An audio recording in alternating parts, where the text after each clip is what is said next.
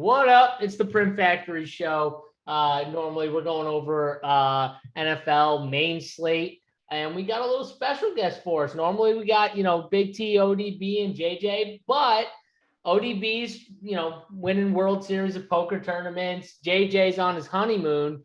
So we had to bring in the man, and personally one of my favorite follows on Twitter, Wilson. Wilson, go. What's up, buddy? What's up, guys? Man, it's been too long, Big T. I'm glad to be back. I know we were talking before, and it was back in the playoffs a couple years ago with the Game of Thrones final season.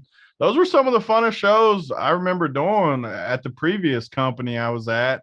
But I always liked those. I liked doing the Print Factory and doing all those. I haven't had as many chances since we started RunPure, but had to get you in right when we had a chance because we always have a good time talking some trash, picking some winners. I love it. I'm not sure there was many shows doing a 50-50 split of NBA playoffs Game of Thrones recap, but there's no doubt. People loved it. We should have got the Schlong. If I thought about it, we should have got the Schlong on with us too. I know. Yeah. I bet he would have come on. I should send him a message. Let him jump right on right now. We might as well add to it. We normally got 4 anyways, so I mean, shit. The Schlong. All right, guys, don't forget, hit that like button, hit the subscribe button, that little red button on the right corner of the video. Hit that button. It'll get you notified every time we go live with one of these free shows, which, it's free. So hit that like button for us, and we're going to give you some winners. We're going to give you some NFL winners, but we want to talk a little NBA to start, obviously, with the season just kicking off, and we got Wilson on here. We want to talk some hoops with you, Wilson, and, how's your DFS night going? You want to give some winners? You have a bet you really like for, championship? Who you got winning the championship first, Wilson? Well, last night was great in DFS for me. I had a big fade on Bruce Brown and McLovin and all his teammates. They were all in on Bruce Brown, so that worked out well. Tonight's not looking as good. It was hard to spend all the money tonight because there wasn't like any kind of locks up top, and so ended up going with Carl Towns, who's been great, but I also went with Tatum, and he's just been a disaster. That's gonna ruin my night. Otherwise, I'd be doing fine tonight. So kind of a mixed start. Big night last night, bad night tonight. To win the championship. Oh, man. I don't even know if I have thought about it in terms like that. I think what I'm doing right now is just trying to figure out teams that I think are going to underperform, teams that I think are going to overperform, outperform. I think first thing you got to do is start with the Lakers last night. When you come into the season looking at the Lakers, it's just sort of a mess. Now, Kendrick Nunn didn't play last night, and I actually think he's pretty good, so I think that could help. But when you've got 36, 37-year-old LeBron, and you're going to be giving minutes to Rondo and Carmelo Anthony, it's not good. And you guys know I love Russell Westbrook more than anything. He's just been my favorite player to watch sort of during my adult life, but Russ isn't very good anymore. I mean, let's be real. He's just not a good fit with that group. And so you've got LeBron, who's old, but still obviously really good. You've got AD. And last night, what you saw is AD played an incredible game. And that's one of the outs I think that LA has this year is that Anthony Davis can go back to being sort of like a MVP candidate. And he played like that last night. And I thought LeBron played pretty good. And then Steph goes out and shoots like 5 for 21. And, it really wasn't even that competitive of a game. I think the Lakers just are in big trouble. I didn't like them coming into the year. And last night, I just think it's a really bad sign.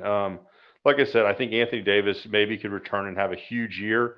But someone posted on Twitter today, Anthony Davis, he had 10 times last night during the game where he fell down and hit the ground. I mean, there's no way that dude's going to stay healthy the whole season. It's just never going to happen for him. I don't know if he's really hurt or if he just doesn't have a high pain tolerance, but I'm not optimistic on the Lakers Tony, what do you think about the Lakers? I know that you were a little bit bullish on them, but you can't like what you saw last night. I don't like the spacing, but I definitely like last year. Their roster was horrendous. And I mean, yeah, I hate Westbrook, but I like Westbrook more than they had last year. I like him. I think they can figure it out. I'm definitely more optimistic than you are, but I mean, you're right, though. Last night, LeBron played basically flawless. He made every shot. AD looked incredible, and Westbrook just kind of stood around. So that tells me that they're not comfortable with each other yet. But I mean, I'm optimistic. I like Monk. I think Monk can play a nice role there. I like some of their guys, but I don't know. Like, who am I worried about in the West, though? I mean, I think Golden State's one of their tougher matchups, actually, compared to other teams. I don't know. I'm definitely more optimistic than you are about them. I kind of like their older guys. I think the problem with Russ is, like you said, I think his usage was like 19% last night. And like, I don't think he knows how to play without the ball in his hands. And LeBron doesn't either. So that is the big issue for sure. That's the issue, is one of them has to learn how to do that. And honestly, LeBron looks so good, but it's going to have to be LeBron, because LeBron, I think, is the only one that can actually learn how to do it and be good at it. He might not be as good with the ball as he is without the ball, but I think he'll be better than Russ. Russ, there's no chance he can learn how to do that. I mean, at this point, he's not even capable of doing it, really. Yeah, he's not. Unless he just hunts rebounds or something. Like, he can hunt the boards. The one thing I think Russ helps this team with that no one thought of, and I thought Anthony Davis was a lock. I said it in the Discord yesterday for DFS. I thought he was a lock. The one thing Westbrook does really well is he can collapse a defense. He just goes so hard to the hoop that teams have to respect him, and it's going to open up wide open looks for AD, but better than before. So I think that's one spot where AD is actually going to get a boost from an offensive perspective. The problem with AD falling is he's trying to draw fouls. He does it with his jumper sometimes, where he'll shoot a jumper and he'll try and like fall and draw a foul as the guy's closing in, and he just eventually just rolls his ankle. He does it all the time. So I'm sure he'll get hurt at some point, and we'll get the Labs news that he's going to the locker room. But the dude is so fragile. The Lakers to me aren't winning. That's the point. There's no way they can win unless Russ. I tell you, I think that one thing that I think some people are talking about it, but you think about Caruso, and I don't really understand why Caruso's so good. He's not really pleasing to the eye to watch, but God, I mean, the guy's like plus minus and all his kind of advanced metrics like say that like he's a really good basketball player. I think he plays good defense. I just think he kind of always is in the right place, does the right things. I mean, I think he's sort of like the anti-Malik Monk, where I think Monk's got a lot of talent, but I'm not really sure Monk is like a very good basketball player yet. But I do think Monk should have some good moments. And then also KCP, I mean, he's just old and boring, but he's another guy that like, he just kind of, I don't know, Caruso and KCP are kind of guys that if you put on good teams, they make you better, sort of like Danny Green used to be, or, just there's guys like that. And so I think they sort of lost some of those glue guys. But to your point, Tony, I mean, I do agree. I mean, it's so many new pieces. You got Nunn, Monk, Rondo, Carmelo. I mean, they can't play Carmelo. I mean, the first thing you got to do is just get him off the court.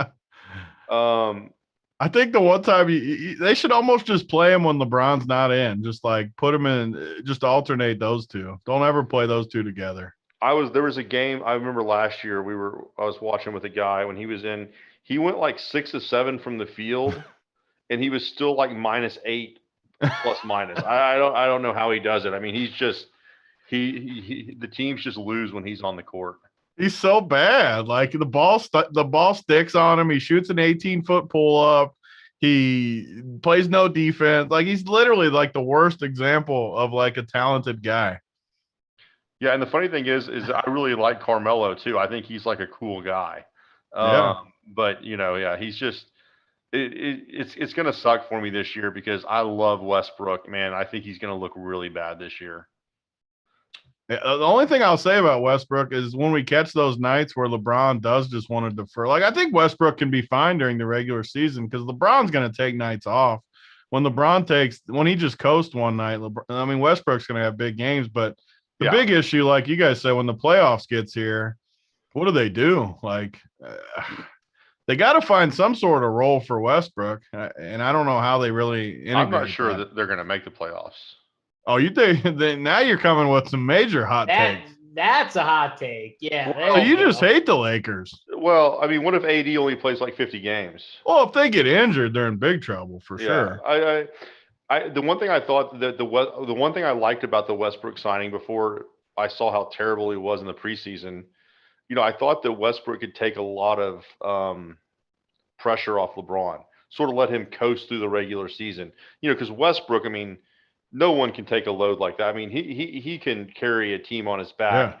Maybe not like at a high level, but he can take the brunt of the responsibility. But I don't know, man. I don't know. Maybe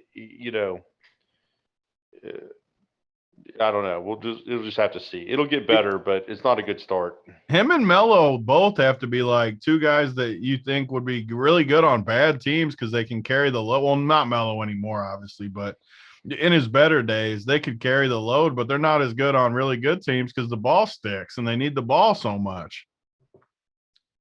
Yeah, Melo shouldn't even. He can't be on the court because he's such a liability on defense that it kills the team. But so you guys both hate the Lakers. So who we got beating them in the West, Wilson?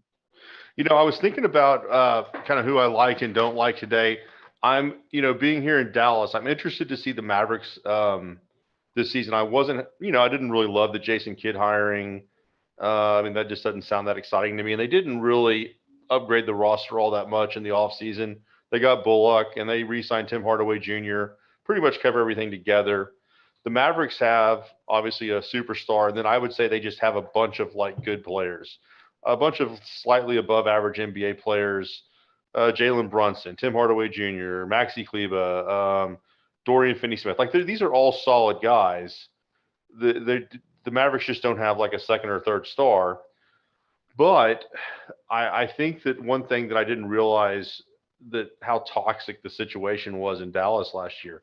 I mean, Rick Carlisle's a Hall of Fame coach, loved the guy, but he had worn out his welcome. It was time for him to go. He had been here for, 12, 13 years, 14 years, forever. I think him and Luka were not getting along that great. And then, you've got the other guy that was working for the Mavericks who apparently everyone just hated. Who is it? The Harlob guy. He resigned. But, apparently Luka. He's not with the Mavs anymore? No. Bob? Yeah, he left. And, apparently him and Luka, Luka just couldn't stand that guy. Luka and Porzingis weren't getting along. And apparently this preseason, they played really well together. Everyone was having fun again. So I'm mildly bullish on the Mavericks. I don't know how high they can go in the standings because the West, there's still some good teams. It's hard to imagine them being in front of the Clippers or the Suns or, but there's some other teams that, for instance, Denver. Denver looks like they've got a pretty thin roster, especially until they get healthy. Well, I think the point guard's supposed to be back in maybe February, but apparently their depth is just a big problem. And Jokic always starts off a little slow. I think he just had a kid, maybe. Yeah, he did. I think about the West, and I don't know. What are you guys thinking about the West this year? Because to me, it's pretty wide open. I think. I feel like it's the first time in a while the East is probably better overall than the West. I mean, when was the last time? I don't know if you guys agree on that. I think the East is a little more stronger overall, and it's the first time I've thought that way in a while. So I think that's right. Yeah, I really like Golden State in this team. Steph Curry last year, what he did was unbelievable. You look at that game, Steph Curry was awful through the whole game this year. first game, and they still ended up winning. Jordan Poole is going to be a big reason once they get Clay back at some point. I mean, Jordan Poole is going to go to the bench. He might be the sixth man of the year. He might be the best player coming off the bench, at least from a scoring standpoint. That dude is a bucket. And if Clay comes back and is, 3/4 of the shooter that he was and can just hold up on defense, I don't think he'll be the defender he was before the injuries, because he, like Tony said this yesterday, he's got like 40 surgeries. But I'll be amazed if he wasn't athletic before the surgeries. There's no way this dude's going to be able to move. No, but he was a decent defender before the surgeries. He was fine. Yeah. But I again, if he can move without the ball like he did, and he can just catch and shoot, Draymond's going to find him. Draymond is the glue guy for that team. He's going to get everyone open shots. Those three with Draymond, I think they're going to be a tough out, especially because they're a tough out. They're the third or fourth best team in basketball. That's a tough out. What are you talking about? Golden State to win the title. They're the fourth favorite. Oh, okay. I don't have odds. Tough out. I don't have odds in front of me. Are they really their fourth favorite to win the title? Yeah, Golden State. Yeah, really. They're healthy. I mean, what if Clay comes back at all? Wait a second. Fourth in the West or fourth to win the title? They're the fourth favorite to win the NBA title. I'm stunned. I don't even know what to say. I mean, maybe I'm talking out of my ass. I haven't looked.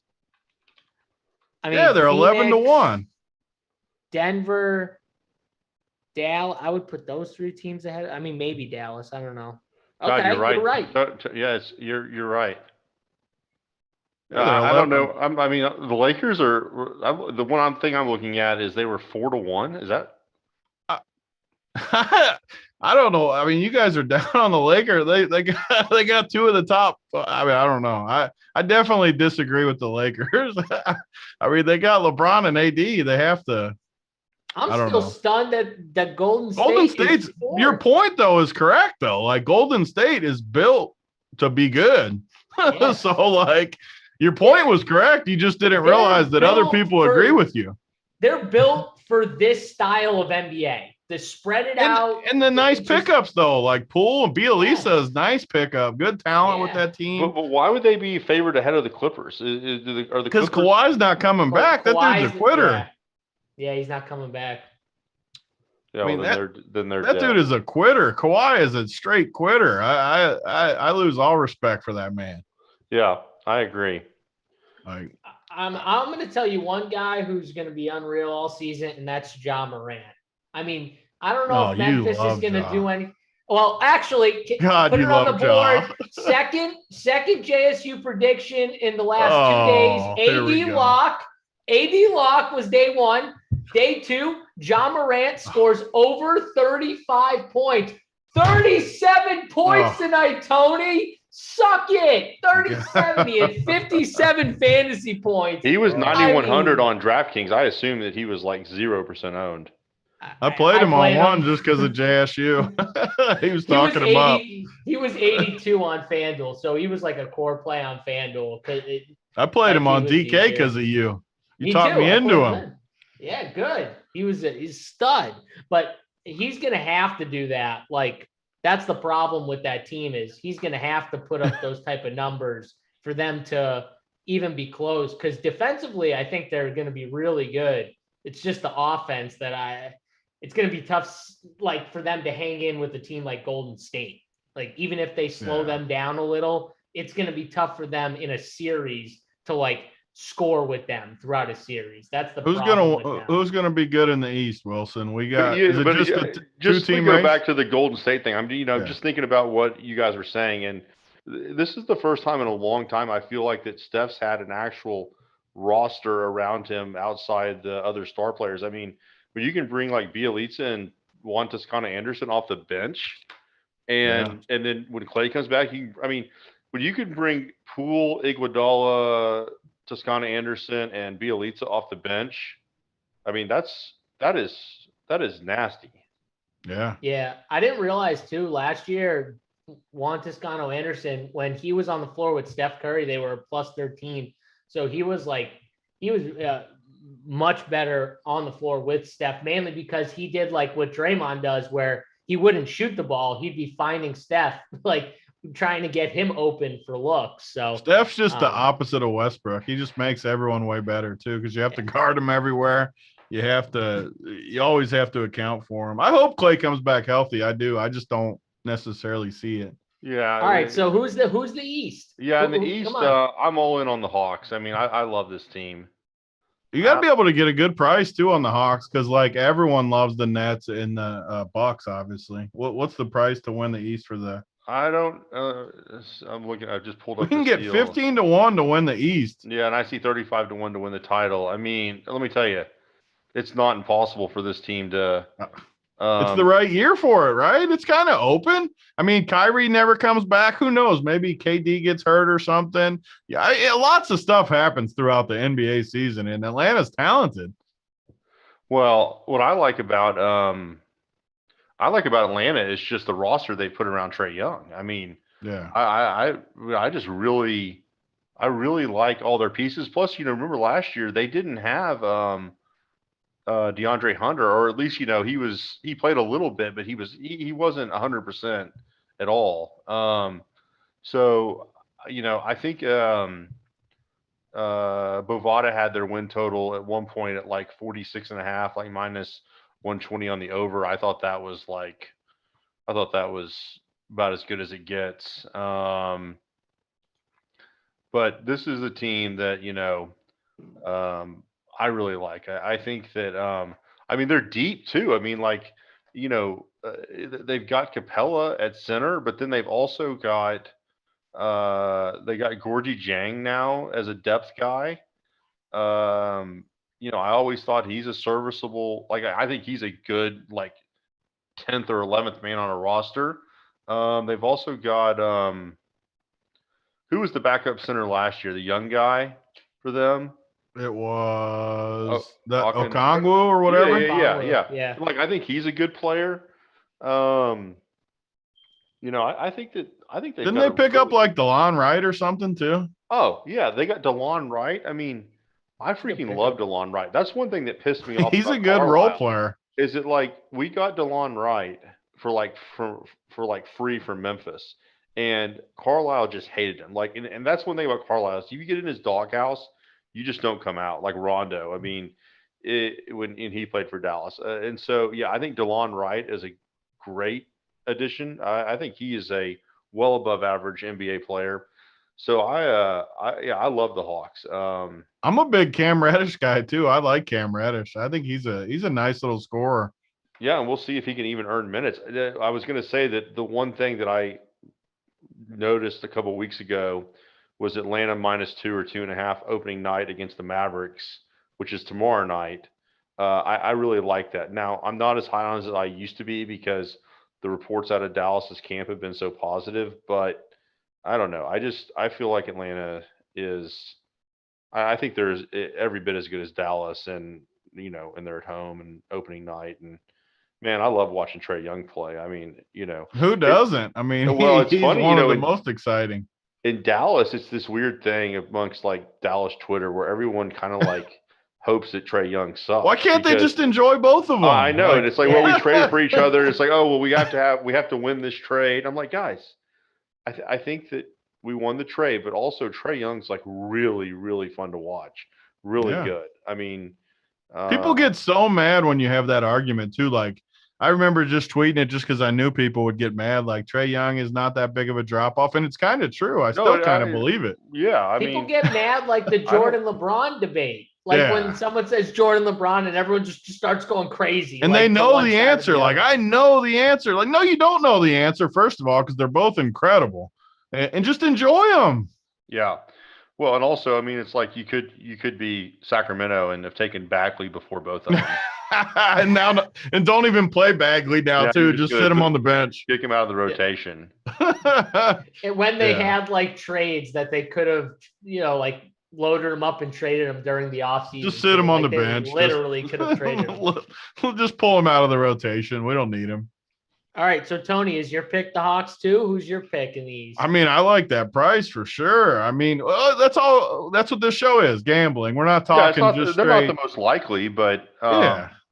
but I yeah, don't like the Nets at even money though, and the Bucks at 3-1 though to win the East. I'm not betting those. So yeah, give me I like the Hawks. I'll ride with Wilson.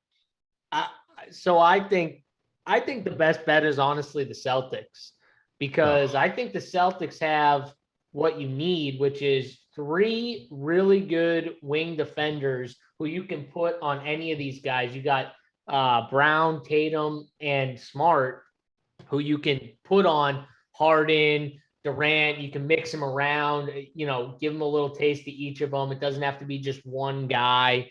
And, if it's the Bucks, you at least got length. I really like Robert Williams as a center. If they give him a bump in minutes, I think Schroeder's a stud from a scoring perspective. He could give them a little boost too off the bench. So I think the Celtics are good enough. Plus, I mean, at this price too, I mean, I like them more than the Hawks. I think overall they're better. I think they give the Hawks a harder. I think Philly sucks personally. I've never been a Philly. Tony knows this. I wasn't a Philly fan last year. I thought they were awful last year. Everyone was telling me to wait. Just wait until Ben Simmons gets to the playoffs and he's going to be really good and blah, blah, blah. Philly fans were telling, okay, waited. He still sucked. I mean, they're just not good. So, that team is the same to me, other than I think Tyrese Maxey is probably better than Ben Simmons. So I give them a step down. I'm not as big on Atlanta as you guys. So I'll take the Celtics. I mean, I think the Celtics and the Heat would be the next two teams I would look at, but for the price, it's definitely the Celtics. yeah, and Tatum could elevate Right. to like superstar status, or maybe Jaylen Brown for that matter. I mean, Could be both. It could be Jaylen both Brown's of going to them. put like an 80 piece on the board tonight with this double yeah, overtime. I don't mind that call at all. Yeah. Yeah. I think that's interesting. Yeah, I don't. I don't know. I mean, Brooklyn looked horrible last night. I mean, that's just. You got to think there's at least a little annoyance with the Kyrie thing from like even Durant. They're supposed to be boys. We don't need to go down the alley, especially with Wilson on here where we go too far down the alley. But I mean, come on, Kyrie. You and KD wanted to play together. You're really just going to not play? My favorite part about Wilson on Twitter is he literally is not afraid. Go down The dude is not afraid to talk about anything. No. That's what I respect the most about him is I see him on Twitter. He will engage with anyone on any topic. He loves the troll too. That's the best part. Yeah, I like to see the reactions of people. It's entertaining for me. The deal with Kyrie. I mean, on one hand, the dude's giving up like $17 million. I respect that part. I sort of respect the conviction. How quick did Andrew Wiggins get that poke? Yeah. Oh yeah. Yeah. I guess my stance on the vaccine is that I think that, I took the vaccine, but like I've never really cared if someone else doesn't take it. I think it's sort of ridiculous. But in these situations where you're like on these teams and stuff, I mean, like it does sort of feel like that, you have some sort of responsibility to your teammates or something. Don't you just look at the person though? Like say us three are on the team. We need JSU to do this podcast. We're going to look at him and be like, dude, we got a title to win here. You need to go get it done. Like, don't you just look at him and say that? Well, and that's the thing people don't realize about situations like this. Like, it can be bullshit that Kyrie has to take the vaccine to play. Of course. I kind of agree with that. That's a different argument, though. But I also agree that, like, he should take the damn vaccine and play. Like, it can be both. Like, and people sometimes are just, like, so caught up in their convictions that, like, you sometimes in life, you have to do things that you don't want to do. Why can't you still prove your point, though, Wilson? Like, why can't you be like, yeah, I got it, but it's for my teammates. I don't agree with it, but it's for my teammates, and I'm not going to let my teammates down. Right. I mean, I like that. That's what annoys me with people on Twitter so much is like, it's like, well, I mean, if you have conviction, you gotta, you could never take it, or else you're like betraying yourself. And I'm like, guys, that's not how life works. I mean, I do shit all the time I don't want to do. I mean, Everyone does. I mean, like And you know how many people took that for others too? Like, it's not just, I mean, Kyrie could have literally just said, you know what, I'm leaving my boys high and dry if I don't take this thing, even though I don't want to do it because it's against what I'm just going to suck it up because they won't let me play and I can't leave my boys. I'll take it one step further, what you guys are saying. Like, what if Harden goes down with a season-ending injury? The pressure is going to be even more on Kyrie. KD's going to be looking at him like, dude, you are not just sitting at home. So even money bet, does Kyrie take the vaccine before the end of the season, yes or no? If there's no injuries, I don't. He's probably the only guy in the league I would say isn't going to do it with all the pressures. He just doesn't care. Like he's just weird enough. He's always been a strange dude. I mean, there's no. Isn't he making still like 17 million sitting at home? He is. He's getting paid half. No matter what, he gets half. He gets half, and that's. I would have really liked. He seriously gets half no matter what. He does. Yeah, no, he does. I would have really. He's definitely going to stay home then if he's getting 17 million still to sit home. I wanted to see him get nothing and see what he does with zero. You know what I mean? There's all these people too. He's got 100 million already. This, that. Like I don't care. It's 17 million at more is 17 million more. Yeah, listen, I mean, we're talking about millions of dollars. We're not talking about like a couple dollars here. We're talking about millions. These guys want their money, but I don't think Kyrie does it. I'm standing my ground with the stance that Kyrie stands his ground and doesn't get the vaccine because I just think he's that stubborn and it's that ingrained in his head, almost like what Wilson was saying. His thought process is, I can't cave to everybody. Like that, they're not going to tell me I can't just cave. Right. I got. If there's an injury, I want to see if it's okay. Let's say Harden gets hurt. Then are you still confident he still sits out all year? I just don't know why that matters for Kyrie. I mean, you don't think KD like seriously calls him? Like, I mean, right? The pressure could get turned up a little bit. Like if KD actually puts pressure though, like calls him and like heart to heart, like, listen, we need you. You don't think they put pressure on him? I think they've already put the full court press on him. I'm not confident like KD and Harden think they need him. Like I think they think they're that good that they just don't need him. I mean, they are really good, but God, Kyrie is just this is what sucks too. Is like us as fans, we get the jab to the face as well because we don't get to see Kyrie play, and he's literally one of the funnest people to watch play basketball. It sucks. It literally does suck. I'll admit that. Yeah. Yeah, Redmond in the chat does bring up something though. It could always just change too, where the mandate goes looser in there, and then he can still just play not getting it, which that could be actually a likely outcome at some point. Maybe he waits it out. Maybe it's in the back of his mind. Like, hopefully I can wait it out and, be there at the end. Definitely the Nets seem like they'll need it. Let's get to these college football winners, and then we'll get into the NFL because Wilson said he had some college football winners. He used to always do this too on these print factories where he would just give these random NHL winners that would always hit. So when he gives winners, we listen.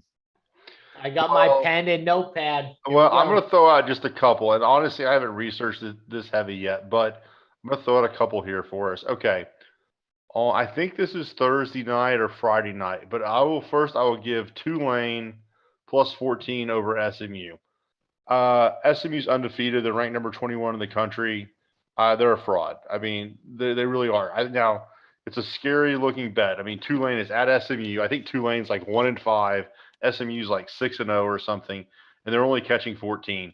But honestly, when you look at like the yards per play stuff and you kind of just break it down, honestly, I think the line should be like 10, and you're getting 4 extra points just because, it's an undefeated team playing a team that's only won one game. So first game, I'm going to go with Tulane plus 14 over SMU. That's tomorrow night too. I like Thursday night. Tomorrow night. Okay. Yeah. I'm scrolling down here through the board. I know there's another one.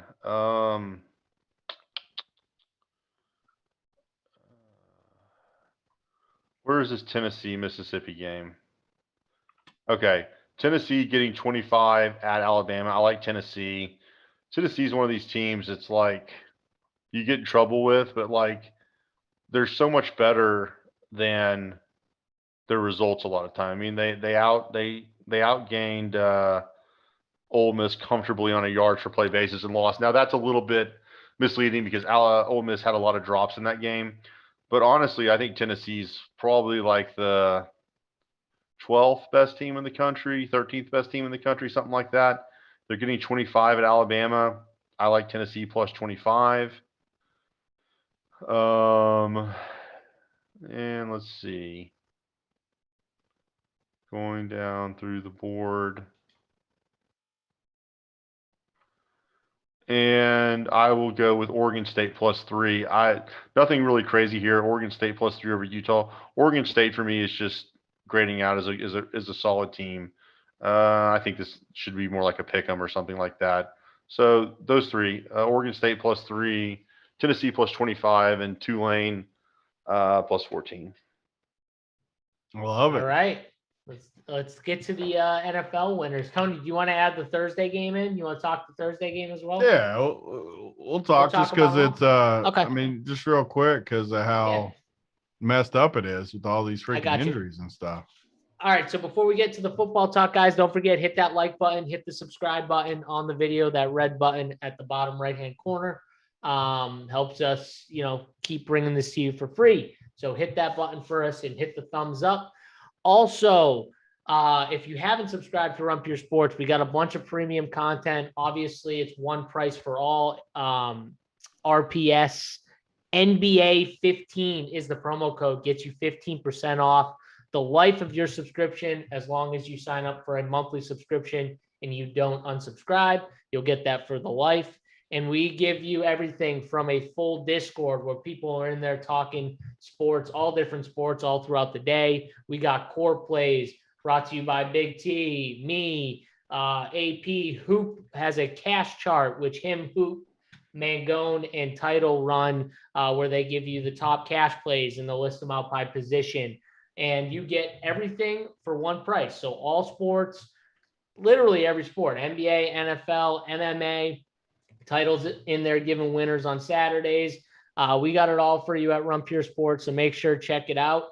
RPS NBA 15 gets you 15% off the life of your subscription on a monthly subscription. So check us out over there. All right, boys, let's talk some football. Let's start with the Thursday game real quick. We got Denver versus the Cleveland Browns.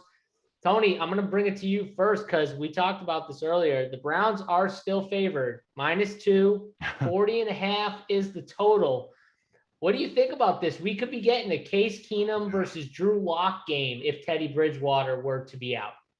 Yeah, I think Teddy plays, first of all, but if he doesn't, I mean, that definitely worries me more. But I can't believe, I want to hear what Wilson says too in a minute, because I just can't believe the Browns are still favored over Denver they had their whole teams out. And I can't believe it, but I told everyone in the Discord today to bet all these teasers, all these Bronco teasers through the 3, through the 7, like always. These things have printed for freaking years, these Wong teasers. But I still think the line might move, and we can maybe by kickoff come back and take the Brown side on a teasers too and get both sides. We could realistically have both sides of the game plus like 7.5 or 8 tomorrow. And then we could just play the exact same combos right down the board. We could almost have a dead free roll for the whole week, all kinds of games by betting it right now. It's still 2.5 across the board. So I would pound the Denver teasers right now. I want to hear what Wilson says though, because this game's a disaster for me, I think. I mean, yeah, if you look at Cleveland, I mean, good Lord, I mean, their injury situation is just disgusting. Now the one thing I will say is, like, and I'm not like a football, talent guy, but Case Keenum, is he really that much worse than Baker Mayfield? That's what we said earlier today. They're literally like the same guy. What I was about to say. Because honestly, if this line was where it was, and the only thing that Cleveland had was just Case Keenum instead of Baker, I would love Cleveland here. But the problem is Cleveland's just got like, I don't know. I was trying to go through their injury report, and I mean, you know, it just looks bad. I don't know. This one is, but you're right. Like if you can tease Denver to plus 7.5, it's hard for me to imagine that Cleveland can get much separation in this game. I don't see how. I mean, I just think the line has to move once they rule Teddy officially in. Yeah, if they rule Teddy out and Locke's in there, then the line's not going to move. But if Teddy's in there, I have to think Denver goes off favorite in this game. I just have to think they do. The Browns are freaking. Is Odell Beckham playing? He's questionable too. I still don't think he plays though, because they don't even like him right now. I mean, the dude drops balls. He quits on his team. He's another quitter. He's like the Kawhi. Like I don't think he wants to be there either. He doesn't want to be anywhere. He's a quitter. He made one catch and everyone loved him. And most overrated guy like the last decade. Yeah, that catch. It's amazing that one catch brought him so far. Too. And he took a few screens to the house, 70 yards, and the dude is so freaking overrated. I would have to agree with you on that now. So Wilson, they don't have Jarvis Landry. What do you think of the Browns overall? Are you a Browns backer? Do you think they're a good football team, or do you not think they are? I thought the Browns were in a smash, just the best spot they could ever be in versus Arizona last week. And, I mean, Arizona just throttled them. I don't know. Cleveland's defense is terrible. I mean, I don't know. No, I don't. Like it's gotten worse since the season started. Say Cleveland might be a good team, but they're not right now. I mean, they're just not. But I don't think that like Baker Mayfield. I mean, I think Baker's okay. I think he's fine, but he's just the definition of mediocre. Just like he's good some weeks, bad some weeks, awful some weeks. I mean, Let's be honest though, that team goes as far as that offensive line, those two running backs. I mean, that's how Baker sets up. Like Wilson, JSU comes on this show every week, takes off his undies, and just starts stroking his meat to the Cleveland Browns. I think that when you have such a dominant offensive line, you have two of the best running backs in football. I just think you have a shot to be a decent team. And if that pass rush can ever start to get there with Garrett and Clowney, the defense could turn around too. So I'm not selling out. I don't fold when it gets a little rough here. They've lost to three of the best teams in the NFL, and people just want to abandon this team. And their quarterback is dislocated his arm like twice. I mean, the dude is a warrior, by the way. I mean, Baker might suck, but he is a warrior when it comes to football. That dude does not want to leave the field ever. Like they were trying to keep him in the tent. He was running out of the tent after he got his shoulder relocated. He wanted right back I don't think in he that sucks. game. I don't think he sucks, but just, I don't know. I think he's just mediocre. I think Tony's right. Like, I think mediocre is but I think there's a lot of mediocre guys. I don't think you have to be really good with that team the way it's constructed. If everyone's healthy, if Odell could give you anything, if Landry comes back and gives you something. I mean, people forget this whole team is hurt. They lost to the Chiefs, the Chargers, and Arizona. And honestly, you could say those are the three best teams in the NFL right now. Maybe you add the Rams, but the Rams got friggin' smoked by Arizona. Those are good football teams right there. That's right. No, that's right. They lost. No, those are good points. I mean, I don't know when I'm trying to build a case for a team winning a championship, if I'm going to point out that they have the two best running backs. I mean, this is. You're allowed to make fun of them, Wilson. Come on there and make fun of them. Well, I was year 2021. Line. I mean, got two running backs. I mean, I don't know. I mean, come on. I mean, it's the offensive line though. Listen, I'll tell you right now. I love him coming on. He's trying to nicely make fun of you. That's fine. He can do it. And I'll punch back because I'll say the offensive line is the most important thing in football. It's the two lines that make everything, offense and defense, and then you go from there. God, get us onto these Sunday games before you start talking about the Browns for a half hour. Bring us into the Sunday slate. Let's talk about two bad teams then. We can talk about the Jets and the Yeah. Patriots. Patriots -7, 43 is the total. I'm not going to talk about either of these two teams because I probably hate these two teams the most of any two teams in football. So we'll bring it to Wilson. Well, boy, I tell you what, this game is gross. I have zero opinion on -7, +7. There's going to be very little fantasy. The total's 42, 43. I don't know. I got nothing on this game. It's disgusting. I agree. It's disgusting. Yeah. Tony, anything? Yeah, I mean we're gonna have a good week this week because we're gonna speed through games like this. I will say one thing about this game though, but I don't like either side betting, but I am never playing Jacoby Myers again. I've had a Jacoby Myers problem the last 3 weeks. I don't care how many targets the dude gets. He never does anything with them. He's never scored a touchdown. So if you want to troll me, definitely play him this week because he's playing the Jets and I'm not playing him anymore. So you can make fun of me come Monday and say, oh, he finally got off and he scored 2 touchdowns, but I'm never playing his ass again. So it's interesting you say that because this last week in NFL, I really thought that it set up perfectly for me to play all of the cash game guys in 3 and 4 mans because on my cash team, which I really don't, which I like to play in 3 and 4 mans, I was playing Mahomes. This is on DraftKings instead of Lamar. I knew everyone was going to play Lamar. I was playing Jonathan Taylor instead of Henderson, and I was playing Williams for the Chiefs over Herbert. And so with those 3, I gave myself some nice separation. I also had Kelsey at tight end. But then I had to make this decision with like $8,400 left on 2 receiver spots. And I literally went back and forth on like Hardman and Mooney or Jacoby Myers and someone cheap. And I just like couldn't figure it out. I finally settled on Jacoby Myers and I think Humphreys for the Redskins because I thought they'd throw the ball 10 million times. And I mean, Humphreys went out and had like 1 catch for like -6 yards or something. And Jacoby Myers just does what Jacoby Myers does. I mean, it was so disgusting. And, and then I've got, I'm in 3 mans with McLovin and like SRN, and of course they're structuring their lineups optimally to defeat me in the late afternoon games. And so my own fault for playing them. But anyway, yeah, I feel your Jacoby Myers pain.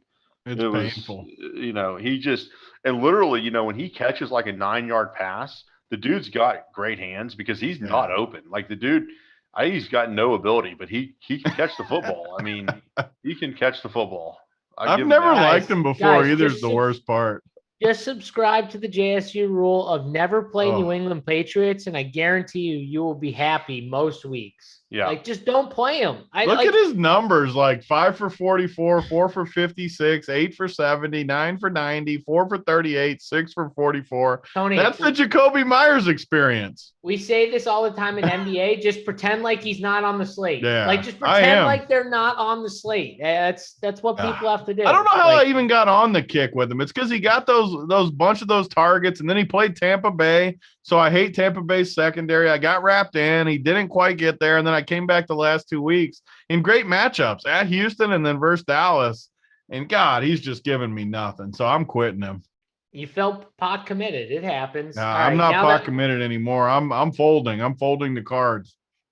All right. Now that we spent too much time on that game, let's move to another game. Washington football team and the Green Bay Packers. Packers -7.5. 48.5 is the total. Wilson, coming back to you. Is this a game you have a little more interest in? I would take the Redskins in this game plus 8.5. That's a side I would be on for sure. I think there's value in that. The Redskins have been really bad, but I don't think Green Bay's really very good either. And I think this is just a situation where the true line should be like 7 and you're getting like an extra 1.5 because just the public perception of these teams. It's not like something I would go betting very much money on. It's disgusting. But I do like the Redskins, getting more than a touchdown. Tony, what do you think of the Redskins? You like them getting more than a touchdown? I'm going to talk on mute. Yep. Well, we need to have that thing where we have to put money in every time we talk on mute because that's a donkey move. But I agree with Wilson where I just don't like Green Bay, honestly. Like, I love Rodgers and Adams. I do.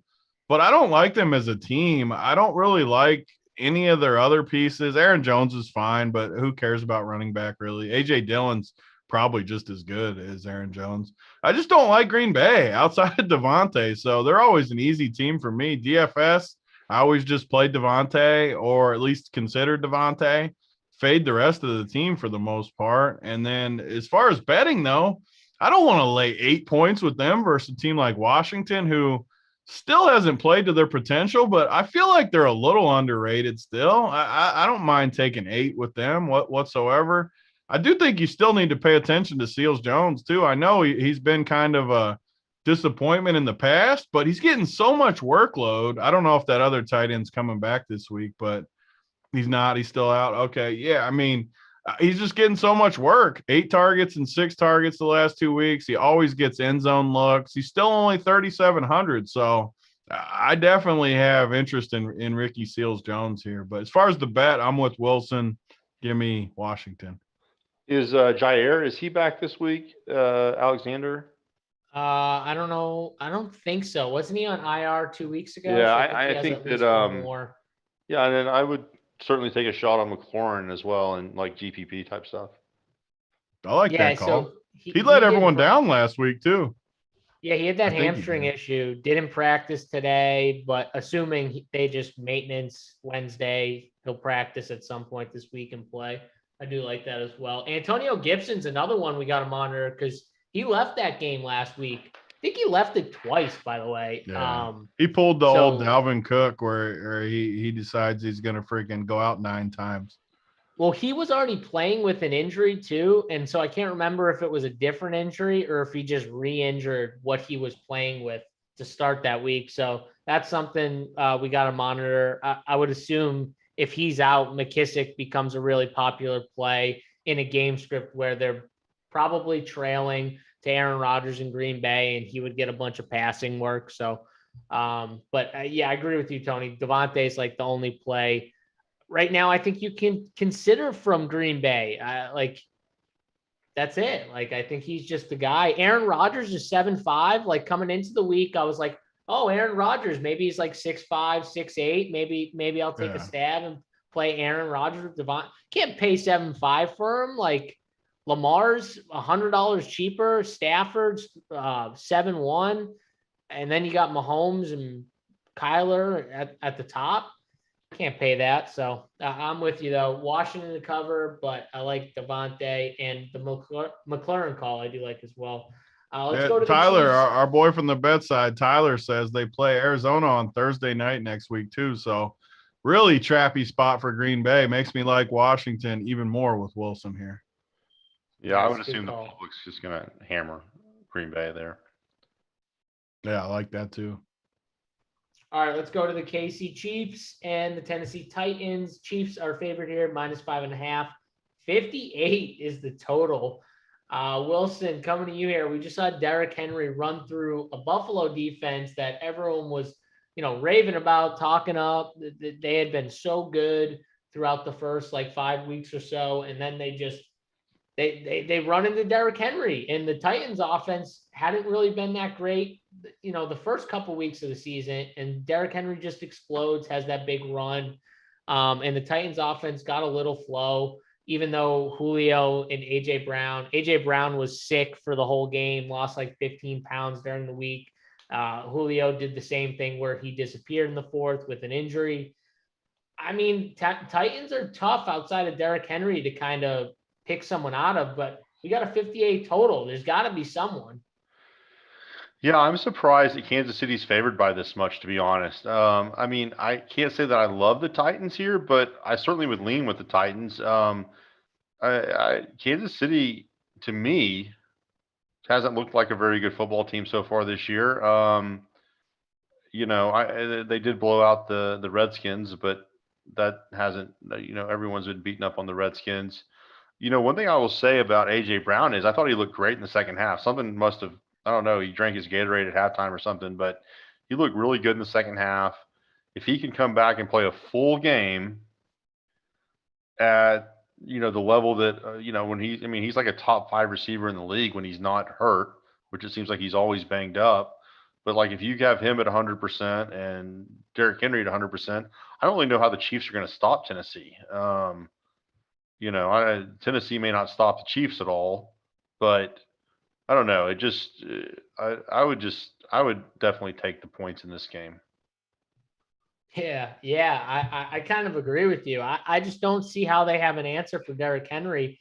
And like you said, AJ Brown got off in that second half because every single time they do like a little play action or fake the ball into the gut of Henry, like the linebackers were coming up and that over the middle pass was there. It seemed like they ran the play 3 times in a row and they hit AJ Brown 3 times in a row. Yeah, right there over was the that middle. slant they were running over the middle. And AJ, man, when he got the ball, he looked pretty electric. AJ Brown is 6,300 on DraftKings. Whew. I hope that Q tag stays with him all week. Hopefully that Q tag stays with him. People are a little afraid. He's probably going to play. He was sick, like because of a bug or something like that. So it's not like a hamstring issue right now, I think, which is good. By the Tony, way, wait, just a question for you guys. Who's going to be the cash lock this week on DraftKings? Because Henry and Devontae are both like 9K. They're both Derrick Henry. They're both projected for the same points around the industry. I'm just trying to think about how people are going to play. I think it's Derrick Henry unless we get like a running back lock later in the week that people just pivot to. Like last week, we had so many running backs that the ownership was spread around. I don't know if this week's the same thing. So people might just jam in Henry after 3 touchdowns on a, pretty much a game that everyone was watching, at night. I think it's Henry. Tony? Yeah, I mean, it's a huge total. All those cash people just look at the totals, look at the projections, and kind of go with it. So I'm sure it'll be Henry. You guys said it right, though. Like, how are these teams going to stop each other? 58 total. I mean, the only really way I see it staying under is just Henry running a bunch, the clock running the whole time. I think Darrell Williams is a great play, too, because you know what Tennessee's going to do? They use the kind of Belichick form where they're going to definitely play this scheme, the 2 deep. They're going to double Tyreek and Kelsey, just like all these teams are doing. And Darrell Williams is going to have massive lanes to run at 5,800. So I like him too. AJ Brown, I agree with what you guys said. I mean, everybody in this game is going to be in play for me. I mean, Henry. It's so funny to me that Darrell Williams is just a better player than Edwards-Helaire. Significantly better too. No doubt. I mean, I don't watch that much football, but like I can completely tell that he's better than Clyde Edwards-Helaire. Edwards-Helaire just hasn't panned out. He's just too small. He's too fragile. It just hasn't quite worked out. And Darrell Williams might be underrated. Like he looks pretty good when he's in there. Yeah, I think he's way better in between the tackles. Which is all they need him for, right? They don't really need him outside. They need that run up the middle. Right, exactly. So I agree with you. All these guys are good plays. I mean, this is a great AJ Brown does have to be the nut, though. I mean, 6,300. He had food poisoning from Chipotle last week. He'll be fine. I mean, he's probably already back to full strength pretty much. Yeah. I mean, maybe he's still getting his fluids back up or something. I don't know. If you lose 15 pounds, that's a lot of weight to lose. Like in one spot, too. It was food. I mean, that was freaking 2 days before their game. I mean, a week later, though, he's got to be close. Yeah, I think he'll be good. Yeah, especially with the stuff these guys got. He probably had an IV every day. He probably had all kinds of fluids. I mean, he'll be golden. And 6,300 versus this Chiefs defense. And I don't think you can discount. You could play a Tannehill, AJ Brown, one other guy, and fade Henry and play Devontae and go a little different with a path like that because, I mean, you say this every week and then Henry gets in the open field and he's gone, but you think someone should be able to slow the dude down when you know what he's going to do, but man, he's a beast. He is just a load. I mean, what do you do when a guy runs into a lineman and then just literally runs into him? When he hits that hole, it's over. And he's gone. Yeah, it's just. I mean, you can get him when you keep him bottled up, but when he gets in freaking space, good luck. I one really wants don't to touch understand him. how NFL players can't tackle him. I don't get it. You got to get him early. I know that. Yeah, Believe me, I get mad every week. It's like every freaking week, I'm like, they're going to be able to slow him down. They're going to be able to slow him down. And they do. They'll stop him for the first quarter. Second quarter, they limit him. And then all of a sudden, here comes the 70-yard touchdown. And here comes the 50-yard touchdown. And it's like, oh, there that went.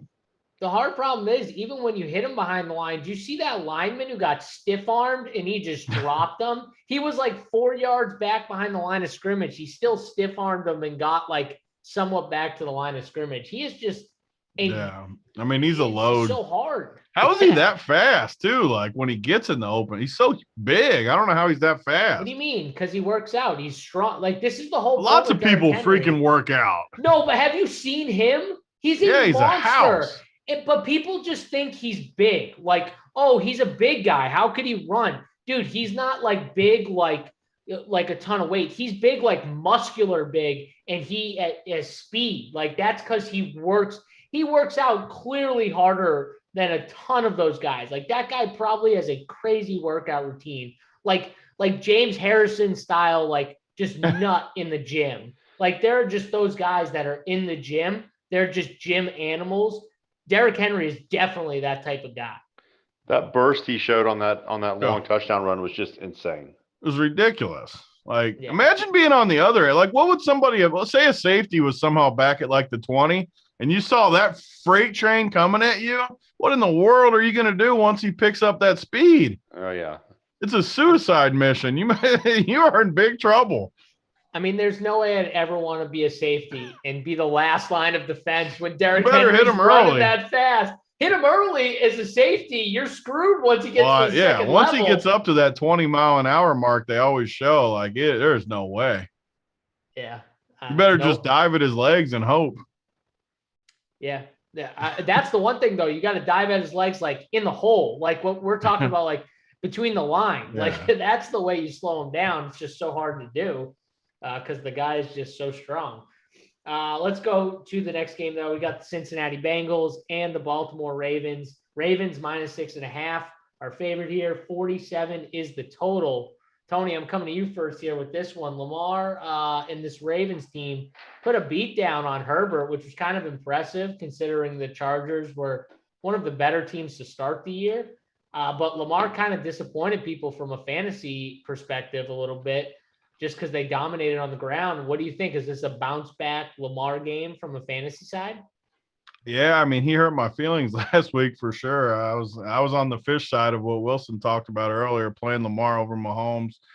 Man, they played good, but they played too good, and he didn't have to do anything. Marquise Brown dropped another freaking touchdown, and he continues to be free on these sites. 5,800 again this week. They just dangle it out there for you. And I'm going to bite again because it's just too cheap. He should have caught a touchdown. The only 2 weeks he's had bad weeks, he's dropped touchdowns. I'm just going to take my chances at this price point. I mean, 5,800, he should be 7,200 or something. Significant discount for him. And the Bengals are just good. So I like the Bengals in this game. I can't believe they're getting 6. They're way better than people think. Jamar Chase is the real deal. And Mixon's good. Burrow's good. I think Cincinnati could win this game outright. I like Cincinnati, and I think Baltimore coming off that huge win, it's a little bit, even though it's a division game, it's a little bit of a trappy spot for Baltimore. I think I like Cincinnati a lot here, but I like Marquise Brown, Lamar, Jamar Chase is fine too, Mixon.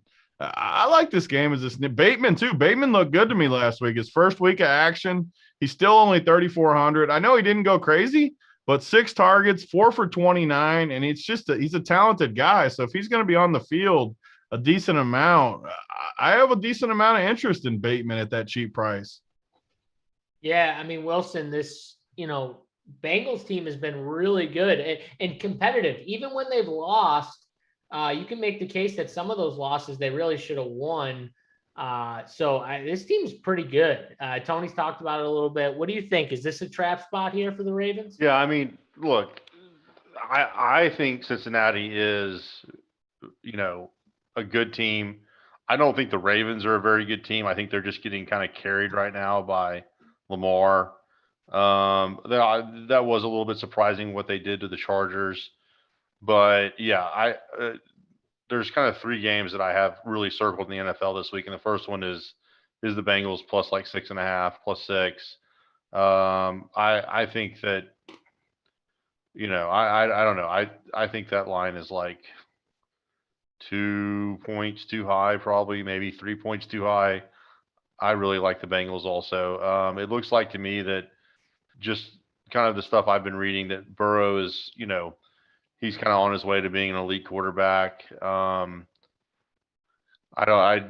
don't see Baltimore stopping them a whole lot, and I don't know if the Bengals will stop Baltimore a whole lot, but yeah, I like the Bengals quite a bit.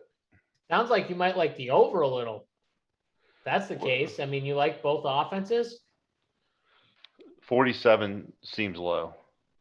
Yeah, it kind of does to me low. Too.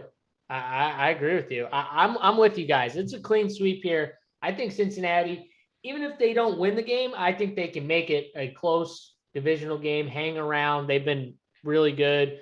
I agree with Tony. Jamar Chase, that dude is so good.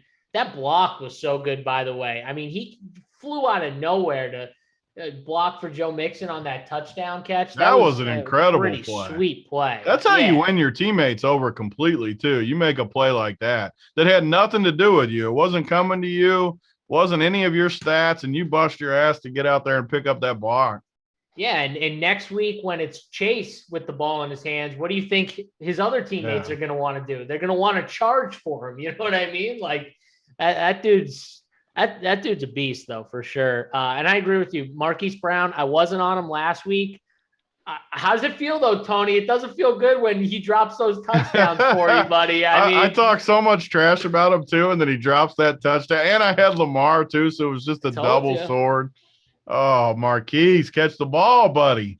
I've played Marquise Brown one time, and it's the one game where he really should have had the best fantasy game of his entire season, and he drops 3 touchdowns against Detroit. That's the only time I friggin' play Marquise. Come on, Marquise. I'm playing you this week. You're catching me a touchdown, maybe 2, to make up for the 3 you dropped for me and the 1 you dropped for Tony. Wilson, I don't know if you've had this pain, but it's pretty painful when he's wide open 50 yards down the field and Lamar puts it on him and he just drops it. Yeah, does that price not look free? Wilson, what do you think of Marquise? What is his price again? Sorry, I lost you guys just for 1 second there. 5,800.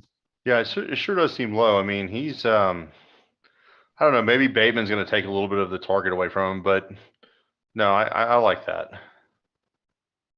Cool. Yeah, I'm with it. I like it a lot. All right, let's move on. Tony, did you like the Cincinnati side? Like for DFS? I like Cincy a lot. Yeah. Okay. Yeah, I like going back to Chase. I think he's just a stud.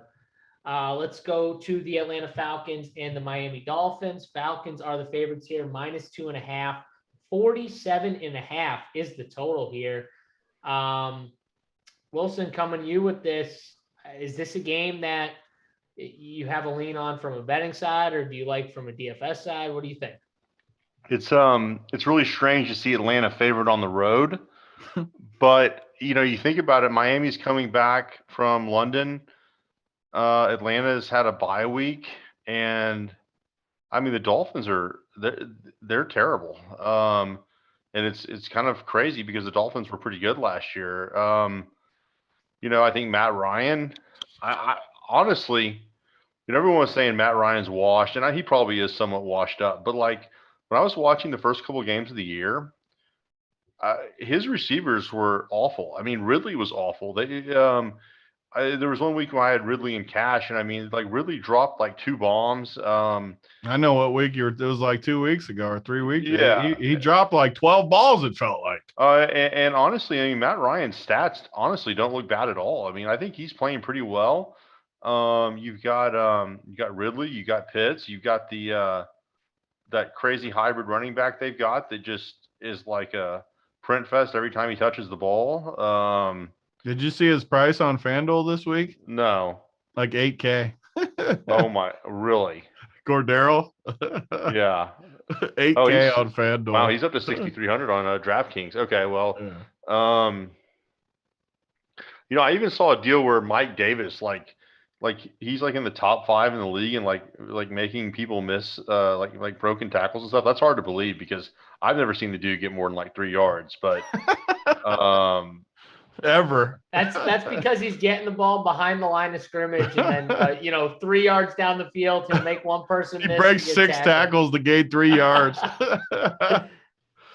I would take Atlanta in this game. I think that Atlanta is just maybe a tiny bit better than what everyone thought they were going to be, and the Dolphins are bad. But honestly, like this is like one of those deals like in the NFL where as soon as you think you know something about teams, then they'll just change just change everything on you. I mean, we just see this bounce back and forth time and time again. A team looks like they couldn't be any worse, and then they play better. But I mean, honestly, the Dolphins look terrible, and I think Atlanta's a little undervalued. I would take Atlanta, but it's not something I would be real excited about. Yeah, I'm not a big fan of Miami right now. Tony, what do you think of this game overall? Yeah, I like Atlanta. I mean, the Dolphins are getting ready to trade Tua too. The Deshaun Watson sweepstakes are heating up. Sounds like it's down to what, Miami and who's the other team? One other team, I can't remember who it is, but somebody's going to trade for him this week, and I think it's going to be Miami. I think Tua will be on the move. I think Deshaun Watson will come here, so that'll shake it up even more in Miami. Which who knows? Maybe that helps because Tua sucks. But yeah, he does. Atlanta's players are just better though. Like you look at their guys. Is Mac Hollins the number 2 receiver for the Dolphins? I was just looking at that when you were talking about him, and so right now they got Preston Williams, who looks like he did practice today. If he plays, he's probably the number 2. That's right. If Parker plays, then he's obviously the they're number both 1 like or 2 guys. somewhat questionable though. I mean, at least like Devontae Parker's actually good.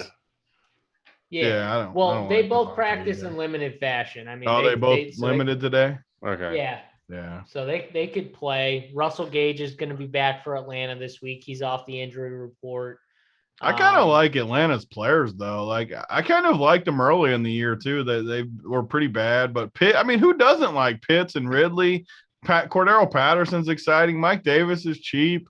I mean, I like these guys. I probably like them too much, honestly, because they're not great either. But Ridley is always open. He's just got to catch the ball, almost like Marquise. I mean, I could see playing Matt Ryan, Ridley, Pitts, and then come back with Waddle. I mean, Waddle looked great last week. He could dice up Atlanta. I do always get worried. I don't know.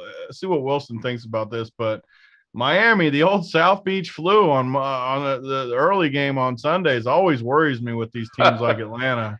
Yeah. I get a little nervous. Do you ever consider that stuff? I consider it more in the NBA, I think, but it's not impossible. I Young dudes like Pitts and Ridley, you can't tell me they're not out there getting after it. I mean, Saturday night. they got to be out there getting after it. Yeah, you don't get many shots. Like Matt Ryan's at home watching film, but Pitts and Ridley are not at home watching film. No, they're going to go out and kind of explore the scene. I mean, Ridley at 6,600. That is, you're talking about a value. He's always open too. Like, how much is Matt Ryan? I could be talked into that. He's 5,700. Why do we have to play Matt Ryan though? Why can't we just play a Ridley? Why can't we just play because I think it's like a big explosion spot. I mean, he went for 30 2 weeks ago against Washington. Like, I could see him getting high 20s or 30 again for 5,700. Yeah, and then you can play Derrick Henry and Devontae. Like, you could play both of them type thing. Or Tyreek or a big Chiefs guy and Derrick Henry. I mean, Ridley's still getting like 10 targets every game. I mean, Ridley is really good play. Yeah, I kind of like Atlanta a little bit. I don't think I'm going to play Matt Ryan though. Someone just said, "Sorry if I'm late to the party, but does this dude JSU have a lightning bolt shaved into his head?" What? I don't even know what that is. Are you talking about Calic over here? What are you talking Yeah, about? I like that. Man? It looks like a lightning bolt a little bit. Does it? Yeah, I mean, that's No, what it I is, don't. though. Just Yeah. for you to, just so you know. It's I think that's it's a the sign you cowlick or need to get a whatever it's damn called. haircut when they start asking if you got a lightning bolt in your hair. Listen, I tried. My haircut is scheduled for the 26th or 7th. That was the first opening he had. That's 7 days too late. I mean, it's COVID. You gotta schedule, appointment based. You can't just walk into the shop and wait, an hour and get your cut. Like you gotta schedule it. So nothing I can do. The girlfriend's not happy either, or fiance. There you go. I'm gonna keep doing it. So yeah, she's not happy. I don't blame her. Let's move though. Let's talk about a different game because I can't talk about Matt Ryan for too long. Carolina and the New York Giants. Carolina is favored here, -3, 42.5 is the total. Wilson, throw it right over to you here. Not a game that I'm going to be looking at from a DFS side, maybe outside of a player or two. What about you? Yeah, I mean, Carolina, man, they've just fallen apart. I was like super excited for Sam Darnold this year. Well, I don't know if I was super excited, but about as excited as you can get for Sam Darnold. But like he has all these, all these good players around him, like McCaffrey and Robbie Anderson and DJ Moore. But like Robbie Anderson, just terrible. And now McCaffrey's out, and I don't even know if that other receiver is going to play this week. Terrence Marshall, yeah. I think he's got a concussion or something. I don't know if he's playing or not. I don't know. The whole team's just kind of falling apart. But then like, I look at this game and I'm like, well, there's no way I'm laying 3 points on Carolina on the road.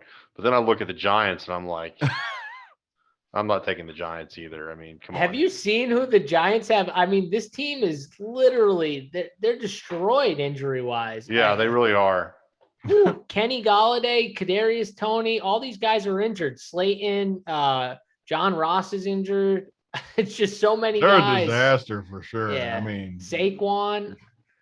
I mean, it's actually crazy. The spread's only 3. Like they are decimated. Yeah. When you talk through it in that way, yeah, it does kind of make sense. The Panthers defense is 3,500 on DraftKings. That's expensive, but they could go off.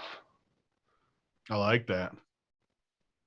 Yeah, just kind of a gross game, but yeah, I guess you would have to take Carolina, but I don't know. Man, Carolina, you think about these last 2 games they've lost in overtime at home. This is just brutal. That game they lost at home 2 weeks ago. Who did they lose to at home in overtime? Was that the Bank? Who was that? They were winning the whole game versus the Eagles. Oh, the Eagles. That was horrible. I mean, they completely blew it. Oh boy. And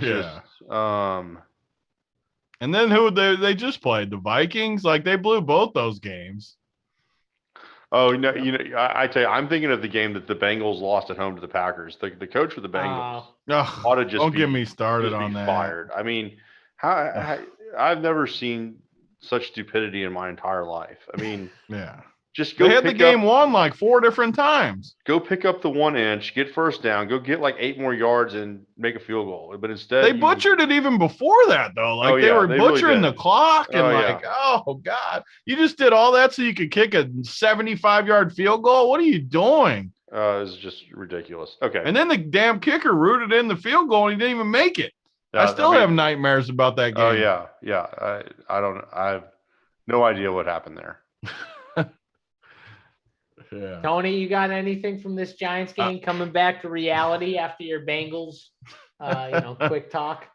I think, people are going to keep playing Robbie Anderson because he keeps getting the target. All the cash donkeys are just going to keep jamming this guy. 11 targets again last week. He scored 10 fantasy points on 11 targets and he had a touchdown.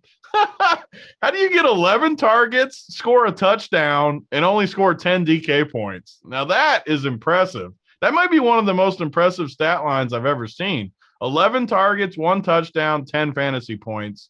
That it's insanity, really, when you think about it. But the cash donkeys are going to keep jamming him in. I don't necessarily see it. But DJ Moore's been a little quiet the last couple of weeks. I think he could have a nice game here. But again, you don't want to play too much. It's a 43 total. Two decent enough defenses. I can't see much scoring in this game, so I don't want to go crazy. But I do think there's a little value in Carolina just because what you guys said. The Giants, they're like Cleveland. The whole team's hurt. So I'll take my chances with Carolina. And Carolina's pretty well coached, I think, too. The Giants aren't. I'll take Carolina. Yeah, I'll make a decision. I'll go with them. I think also you got to. I mean, Chuba Hubbard's going to be really highly owned, I would think. I mean, yeah, he's kind of got the full role now. I mean, the game sets up for him to, if people think Carolina's going to win and be ahead, it sets up for him to be popular and have a good role. But it's a good matchup too for him as well. Giants have been bleeding rush yards, so I could see Chuba Hubbard. But at the same time, there are other guys that I could also pivot to in that range. So we'll see. He's got a nice projection for sure. I mean, his projection's high. Yeah, he'll be popular for sure. All right, let's go to the Houston Texans and the Arizona Cardinals. Cardinals minus 17.5. I wanted to get this game real quick over with. 47.5 is the total. I mean, Wilson, is this like one of those games where you just stay away from a betting side and from a DFS side, you also stay away from? He's the Houston guy too. He might have some resources in this game. Are they going to keep it close? I mean, if you maybe pick the game, I would take the Texans plus 17.5. I really don't think the Cardinals. I really don't think the Cardinals are. I don't know. Well, I shouldn't say they're not that great. I got burned on that last week. I take the Rams by like friggin' 20. No, I know they might be really good. They might be really good. You know, the thing about it is the game that I watched was the Niners game. And honestly, the Niners, I thought, kind of controlled that game, and they just sort of they were pretty unlucky not to win that, and so it sort of left me with a distorted view of the Cardinals. But I mean, come on, this game is terrible. I'm pretty sure Kyler got hurt in that game too, right? That was the game he hurt his shoulder in, right? Oh, did he? I think that was the game he hurt his shoulder in. He still played, like he was still in the game. Okay. I'm like, well, yeah, I don't think he came out. No, he didn't come out, but I think he hurt his shoulder in that game. And then he was like, he was fine though. Like they said they downplayed it, of course. But just saying, not an excuse though. That was a bad game for them for sure. If that was the game you watched, that was definitely a bad game. Tony, we'll come to you. I mean, what do you think of this Arizona team? I'm not actually a huge fan of Arizona. I just don't think Kyler. If you guaranteed me health with Kyler, I would like him. I just don't think he can stay healthy. He's too little, runs too much. All it takes is one hit, one hamstring. He'll hurt his hamstring at some point. Like it always happens with these little guys. But I hate games like this. Friggin' 17. I mean, I just hate it. Like I would never play guys from Arizona favored by 17. So the guy besides the Patriots guy that it was a Jacoby, Brandon Cooks is another guy that I just keep playing, and he just gets so much volume that he always sticks out. He's still only 6K. I know the spot is absolutely miserable being a 17-point dog, but you're guaranteed to be throwing the whole game.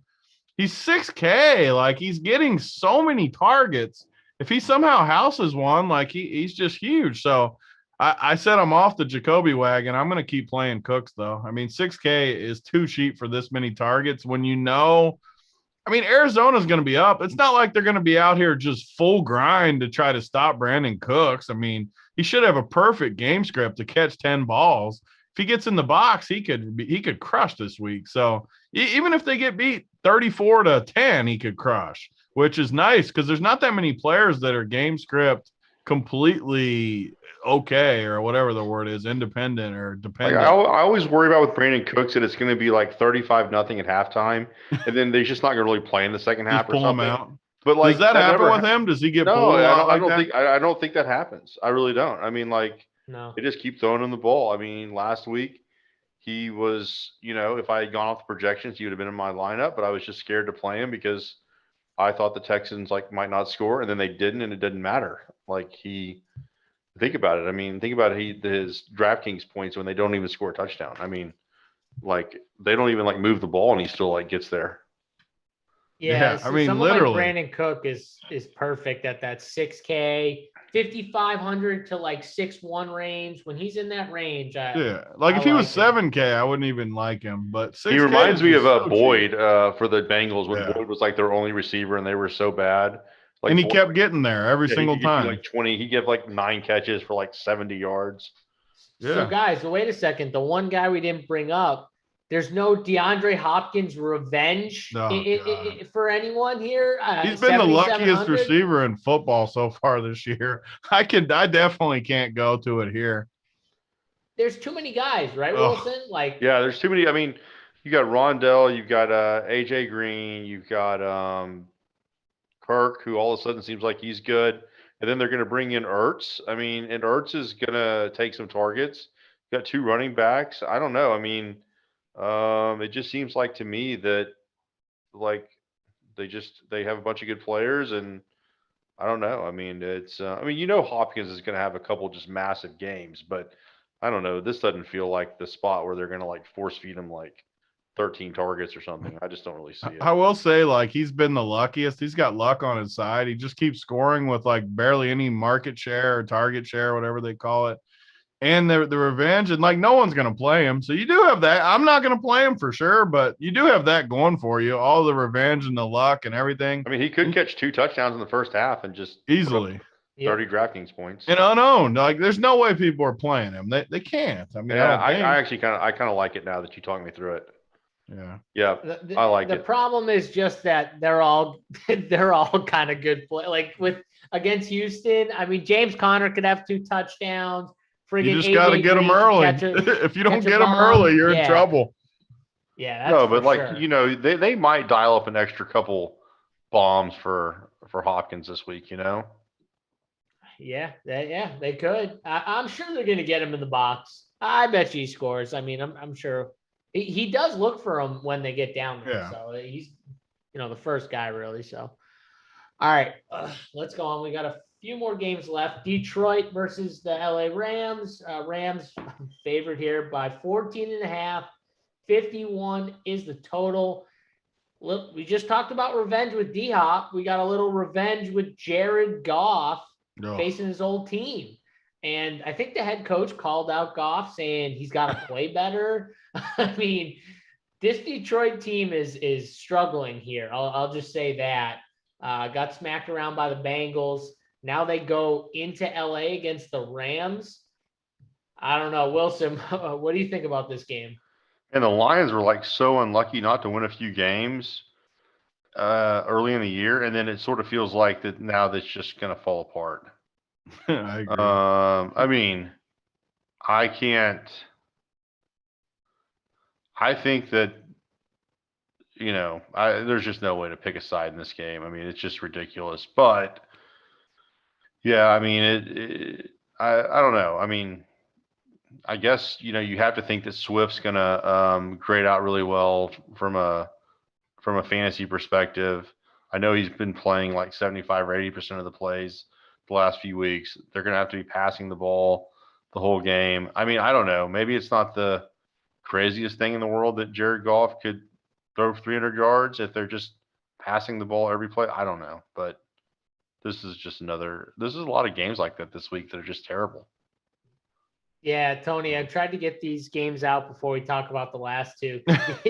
These games There's are some just tough ones. Woo, buddy. I honestly hate the huge spreads more than any because it just say somehow Detroit kept it close. All these guys would totally smash these Rams guys, but I just don't think they can. And I just don't like these spots. I mean, I do agree with Swift, though. He's always going to have these perfect scripts where they're playing from behind and he's going to get 10 targets.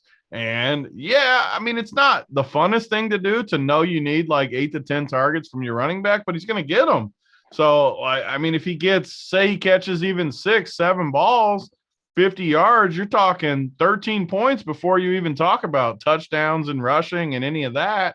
I just think he's got a massive floor playing for this team, and they don't have any receivers on top of it. which gives him even more targets. So I love Swift at 6K. Henderson at 66 is going to be popular. I mean, favored by 15.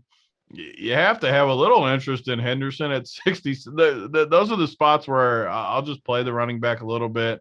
I wouldn't fade him. I probably wouldn't go like all in either, but I definitely wouldn't fade just because chances are he's going to score, I mean, once or twice and get you 20-something fantasy points for 6,600. So I don't know. I hate these freaking games, though. I wish we never had a 15-point spread ever in the slate. Yeah, these are the games that I always want to fade so bad. Yeah. And, Cooper Kupp, I'm sure, will somehow get Oh, in God. the box Don't let twice. him just burn. He's 8,400, too. Like, don't let him be the guy that just owns us. Robert Woods at 64 could have another monster. This game, though, I mean, Darrell Henderson has to be a lock. That game was in hand, and they were still running him through that game. Like, they don't want to take him out. The only way this guy leaves is with an injury. Don't even say it. I think that Darrell Henderson's like a cash game lock, it looks like. This is like the injury spot for him. We keep calling these injury games on the show, but like whenever it's like I think there's something to it. Like when it's just a total smash spot, I swear they like get a hurt toenail and they're like, oh, I got to come out. They always freaking come out in this spot. It drives me nuts. I think he's a way better play, though, than like Chuba Hubbard. He's just way safer for sure. Like, I mean, what's the case where he doesn't get you, I don't know, 14, 15? Like, that's not even scoring. Like, I mean, he's going to get yards. If he gets in the box, he's giving you 20. Like, yeah, just if he gets hurt or something, I guess would be the only thing. Yeah. Yep, yeah, I think he's just I think he's just a real easy play. Like if you just want that 15 to, I mean, he's got upside too against the Lions. Yeah. I mean, he could score 4 touchdowns. Like he's got unlimited upside. No, if you fade him, you're just hoping he gets like 15.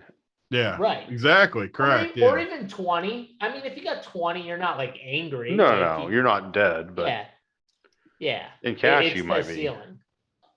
Yeah. He's definitely like a cash lock for sure. I mean, favored by 17. He's going to get all the workload basically. Super tough to fade that in cash for sure. Yeah. It's Jokic like is just out here destroying this Suns team, by the way, just destroying them. Oh, I love it.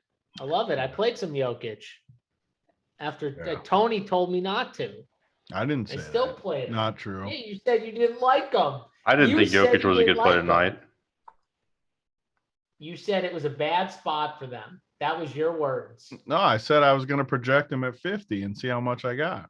You said it was a bad spot for the I didn't love it. I mean, I played him though. God, he is smashing. Holy. Yeah. They were down like 20 and now they're winning.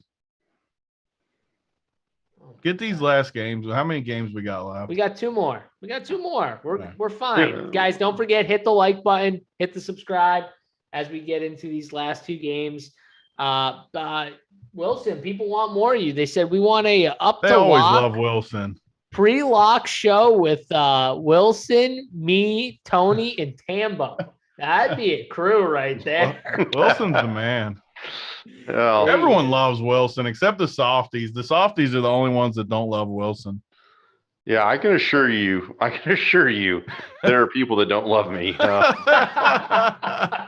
Well, I was actually right when you came on the show and you took the jab at McLovin. I was like, "Oh, you can go in on him if you would like. If you want to elaborate on him, you can talk about after him Old Chest. Did you hear Old Chest chirping Wilson? Yeah.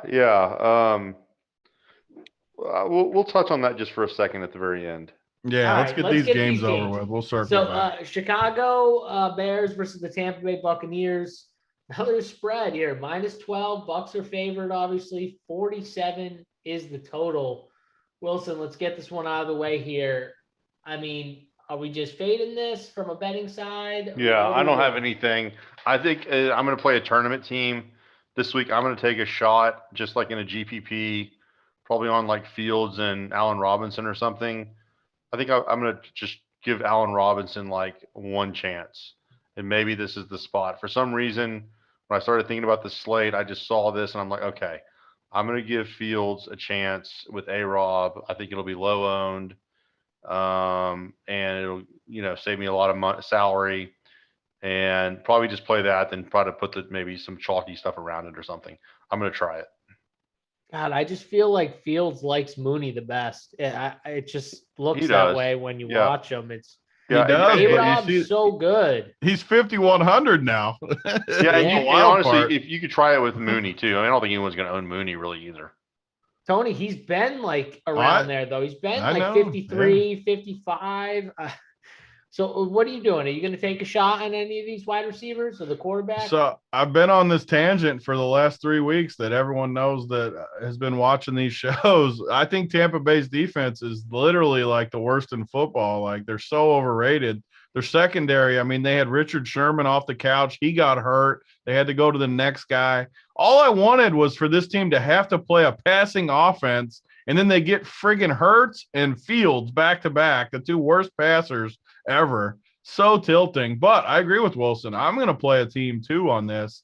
I just have to. I have so much conviction that Tampa Bay's defense is bad. Yeah. They are good against the run. I don't think you can even try to run the ball on them. I mean, you're going to have to let Fields go in this one. I mean, I don't know. I mean, I don't know. I may try this actually a few different ways. I might even try something stupid like Cole Kmet or something. I don't know. But I'm going to target this game. Yeah, that's not stupid. Tampa Bay's the best team to do this with, though, because for a fact they're going to score. You're going to have a good game script. And, I mean, Fields could definitely screw us and not be good at all. But, I mean, you can play it so cheap, too. I just want to see what happens if he throws the ball like 40 times. Yeah, I mean, I'm with you. Give me Cole Kmet, too. I'll play two guys. Honestly, I just looking at the pricing, I don't see, like, any salary savings this week, really, on anything. Like, if Fields ran for, like, 40 or 50 yards last week, I don't know. Like, he might even be in my cash pool, like, just as, like, a You're getting our producer. Our producer Simon's probably butt naked right now listening to you talk about it, because before you guys came on, he was telling me all about Fields, and he's probably so freaking happy right now that you're talking like this. Well, I mean, Fields may suck. I don't have any opinion of the guy, but it's just, I mean, it's a good spot though, right? It's got to be the good spot, He's 5,300 too. Like, man, if he's halfway, Tampa Bay's, I'm in with you. I mean, their team total is just on the floor, but that's all right. I don't think people realize how bad Tampa's defense is, though. I think it's very, very, very overrated, and it's a pass funnel on top of it. They're going to stuff the run. We're going to have good looks, and it's all cheap price tags. What's their team total? Like 17? It's not good. You don't want to know what the team total is. It's not good. I think actually this spot, I think Brady shreds this secondary too, by the way. I like Brady's shredding everybody. I know. He's so good. I think Mike Evans is going to smash. 6,500. I'm going to take a shot on Mike Evans. Antonio Brown was held out with a sprained ankle. He was? So that's something we got to monitor. Yeah, he was held out of Wednesday's practice. I have a feeling that he's still going to play. I really think that Antonio Brown is their best receiver. You're just speaking. You're giving me all the excitement. I've been on this train all year. Like, I think he's clearly there, and Brady likes him the best. I think he sleeps between Brady and Giselle in the bed. Like, they freaking love AB, and I think he's off the no white women in 2020. Now it's 2021. He's back, baby. I was looking at like some Pro Football Focus stuff or one of those type websites, and they were just showing like his like separation he's getting. Like, no one can cover him. Like, his like, I guess he's just like a freaking route technician or something, but he's so good. It's amazing how good he is still. I think he's back kind of close to what he was. I don't think anyone realizes it. People still keep playing. Like, the projections, every projection place is going to project Godwin and Evans over AB every single week. They haven't adjusted it. It's the edge. Well, he's also getting the third most attention, by the way, like, just because of the team he's on. Like, everyone, like, defensively, if you're the defensive coordinator for the opposing team, you're coming in saying, okay, we got to stop Evans. We got to stop Godwin, the run game, Brown. They got Gronk when he's healthy. They can only, you got to pick your poison. I think a lot of teams end up not picking AB, which benefits him really a ton. They also don't pick Gronk, which benefits him when he's out there. That's why you saw his early success, probably also due to maybe some fresh legs as well. But I think that's one of the reasons why you're seeing it is teams are, leaving him on an island sometimes with corners, and that separation you're talking about is showing like clearly. Yeah. Well, Tony, one thing that I can remember talking to Empire Maker about years ago is I would always try to pick his brain, figure out where he thought the edges were. And he said, well, one of the biggest edges in DFS is no one likes to play old guys. And he goes, I like to play old dudes. And I think, it's nothing scientific about it, but I can There's remember. a lot to be said for it. Well, no, because really no one I can remember like Larry Fitzgerald, like 3 years ago, 4 years ago, like no one would play him. And like he was just putting up like 18, 19, 20 a week. Every week. Yeah. And then I don't know. There's so many guys that Empire would always play. And people just refuse to play them because they're old. And these dudes were just ultra consistent. I just thought that was so funny because it's so true. Like no one wants to click on the dude that's like over the hill, but like they're still like, like Al Horford or something. I mean, but like the guys still like put up the fantasy points, You were talking to the man who despises dusty old guys, and that would be Big T. Let me tell you right now, Big T hates playing dusty old guys. So Big T falls in that boat. I've given Brady respect though, because I thought Brady's been done like 4 different times. Oh, me too. But he's I finally just gave in though last year. Right. And I'm like, I'm just wrong. Like he was bad for a few years. He really was, but he didn't have weapons. And all of a sudden he gets weapons again and a new coach. And the dude is better than ever. He's literally better than ever this year. It's incredible. I can't believe the throws he's making. Like how much like velocity it looks like on his throws. He's got to be on some incredible drugs, right? Just something guaranteed. Yeah. I mean, he's found probably stuff from like that we don't even know about, like the Kobe stuff from Italy and stuff. Like who knows what this dude's putting in his body. Look at his face. So we need Tommy G. Get Tommy on here to talk about how this is happening. I mean, they showed us side by side of like 5 years ago, his face, and now it doesn't even look like the same human. Yeah, well, that's because he's clearly gotten way better shape as well. Like, I get it. Obvious. He's got to be on something too. Yeah. Well, he's the man, though. I give him respect. I'll take my L. Yeah, exactly. I'm like you. I'm done ever questioning the dude ever again. I've taken the L. I'll say it. Like, I think he's incredible, and he's on a mission this year. He's just gonna keep crushing. Oh, and literally the only way you can stop him is getting pressure, and teams can't pressure him. He gets rid of the ball too quick. Yeah, they're trying to break records. I think I agree with you, Tony. I definitely think they're on a mission. I think he wants to break some records. He's got to be done at some point. Like, he's got to know, like, okay, I only got like a year or 2 left. Like, he just said this week he could play into his 50s. Oh God. I mean, he might be able to. Like if he never takes a hit, he's definitely going to be able to because his arm's fine. Yeah, I agree. His arm is definitely fine. All right, let's get to the last game. Finally, we got a game that is not a 12+ point spread. Philadelphia versus the Raiders. Raiders -3, 49.5 is the total. Not two really good teams in my opinion, but I'll give the Raiders a little more respect. I got owned by them last week. I thought Denver was going to, beat up on them. Maybe they weren't ready to play or something after the Gruden thing. They were the opposite. They were the team ready to play. They beat up on Denver. I mean, what do we think here with the Raiders at home against the Eagles, Wilson? Well, I mean, I think that you have to concede that Derek Carr is not terrible at quarterback. He's been kind of making I'm not for sure, but the way I see it is that the Eagles have a bad quarterback and the Raiders have like a semi-competent quarterback. So I think I would lean with the Raiders. I mean, this quarterback for the Eagles is what hurts. I mean, my God, He's so bad, but he's a fantasy gold mine. But I mean, yeah, I don't think he's very good. And the Eagles, they do have a good pass rush, and sometimes that can bother Carr a little bit. But I don't know. This game is not. I don't have an opinion on the side in this game. But if I had to pick it, I think I'd go with the Raiders just because I think there's just a quarterback mismatch.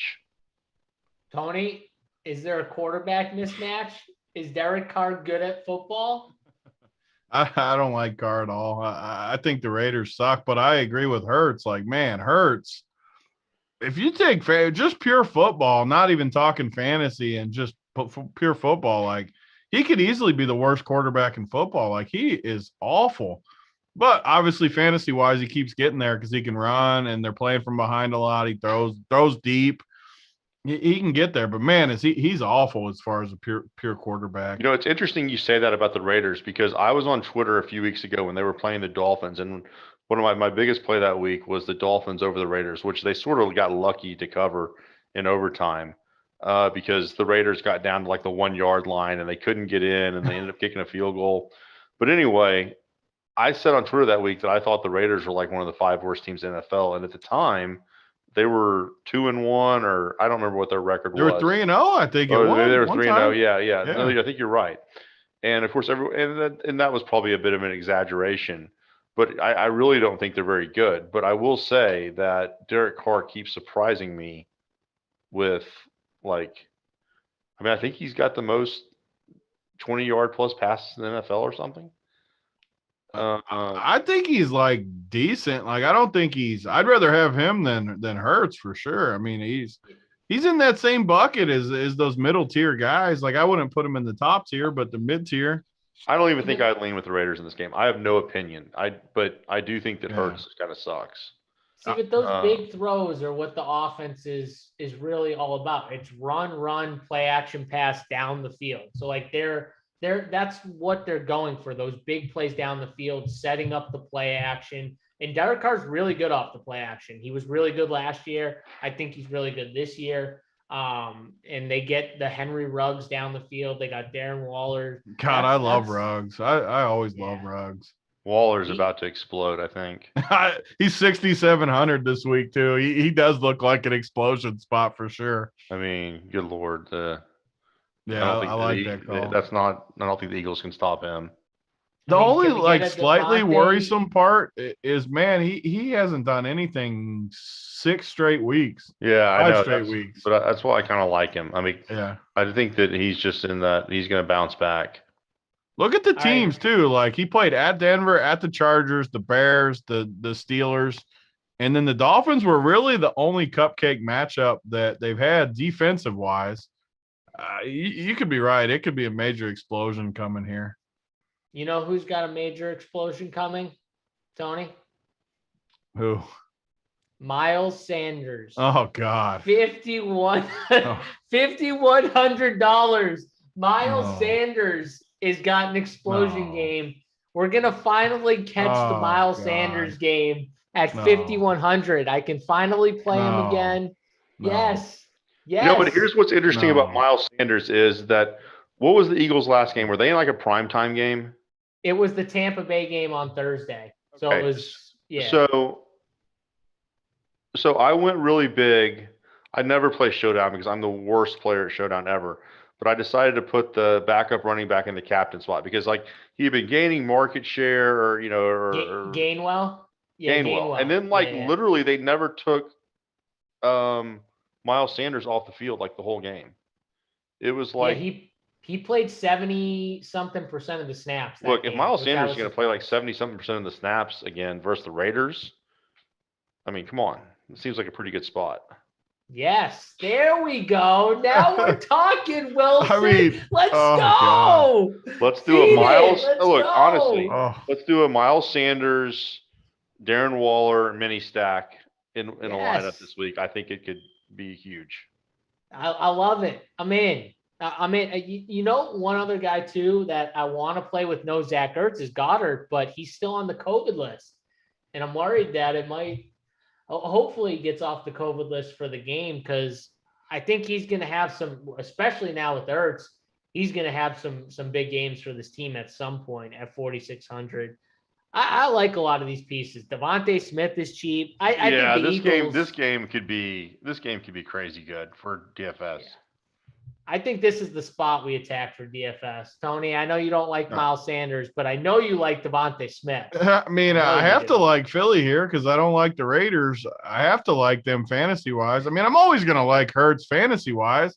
All the crap I just talked about him, he's still going to run. He's still going to throw the ball deep, which is exactly what we want in our DFS quarterback. I think he's I mean, I've played in both those primetime showdown games, and he was puke worthy, like literally wanted to puke watching him play quarterback, but he got there. I mean, what did he do both games? He had 26 versus Tampa and 22 versus Dallas, and he was literally horrendous both games and still got us in the 20s. Now he plays Oakland or Vegas now. I still always call him Oakland, but freaking Vegas Raiders. And yeah, I have to like this game. I mean, I don't even hate Carr. I mean, honestly, you could play Waller, you can play Ruggs. Yeah, this game, I love this game. As much as I hate these two teams, I love it fantasy-wise because neither defense is any good. The Raiders' defense is awful. The Eagles' defense is not any good. And yeah, I'm probably not gonna. I mean, maybe if you both like Miles Sanders, you can talk me into it. But man, I pull his stuff up. The dude, 9 carries, 11, 7, 2. I mean, he doesn't even get targets. Don't look at it, Tony. Don't look at it. Oh, he's been so terrible. He's been disappointing. Todd Strong in the chat says, it's a Jacob exploding week. I mean, I don't hate him either. Everybody in this game's in a good spot. Yeah, there's a lot of dudes. Yeah, and it's the good thing Jacobs is a good pivot. He's a good pivot off like the Chubba Hubbard range in tournaments. You know, I do think they air it out a little more though without Gruden. Like Gruden loved just pounding Jacobs. Like I think this passing game could get a nice boost with Gruden gone, not running the dive 3 straight plays up the middle.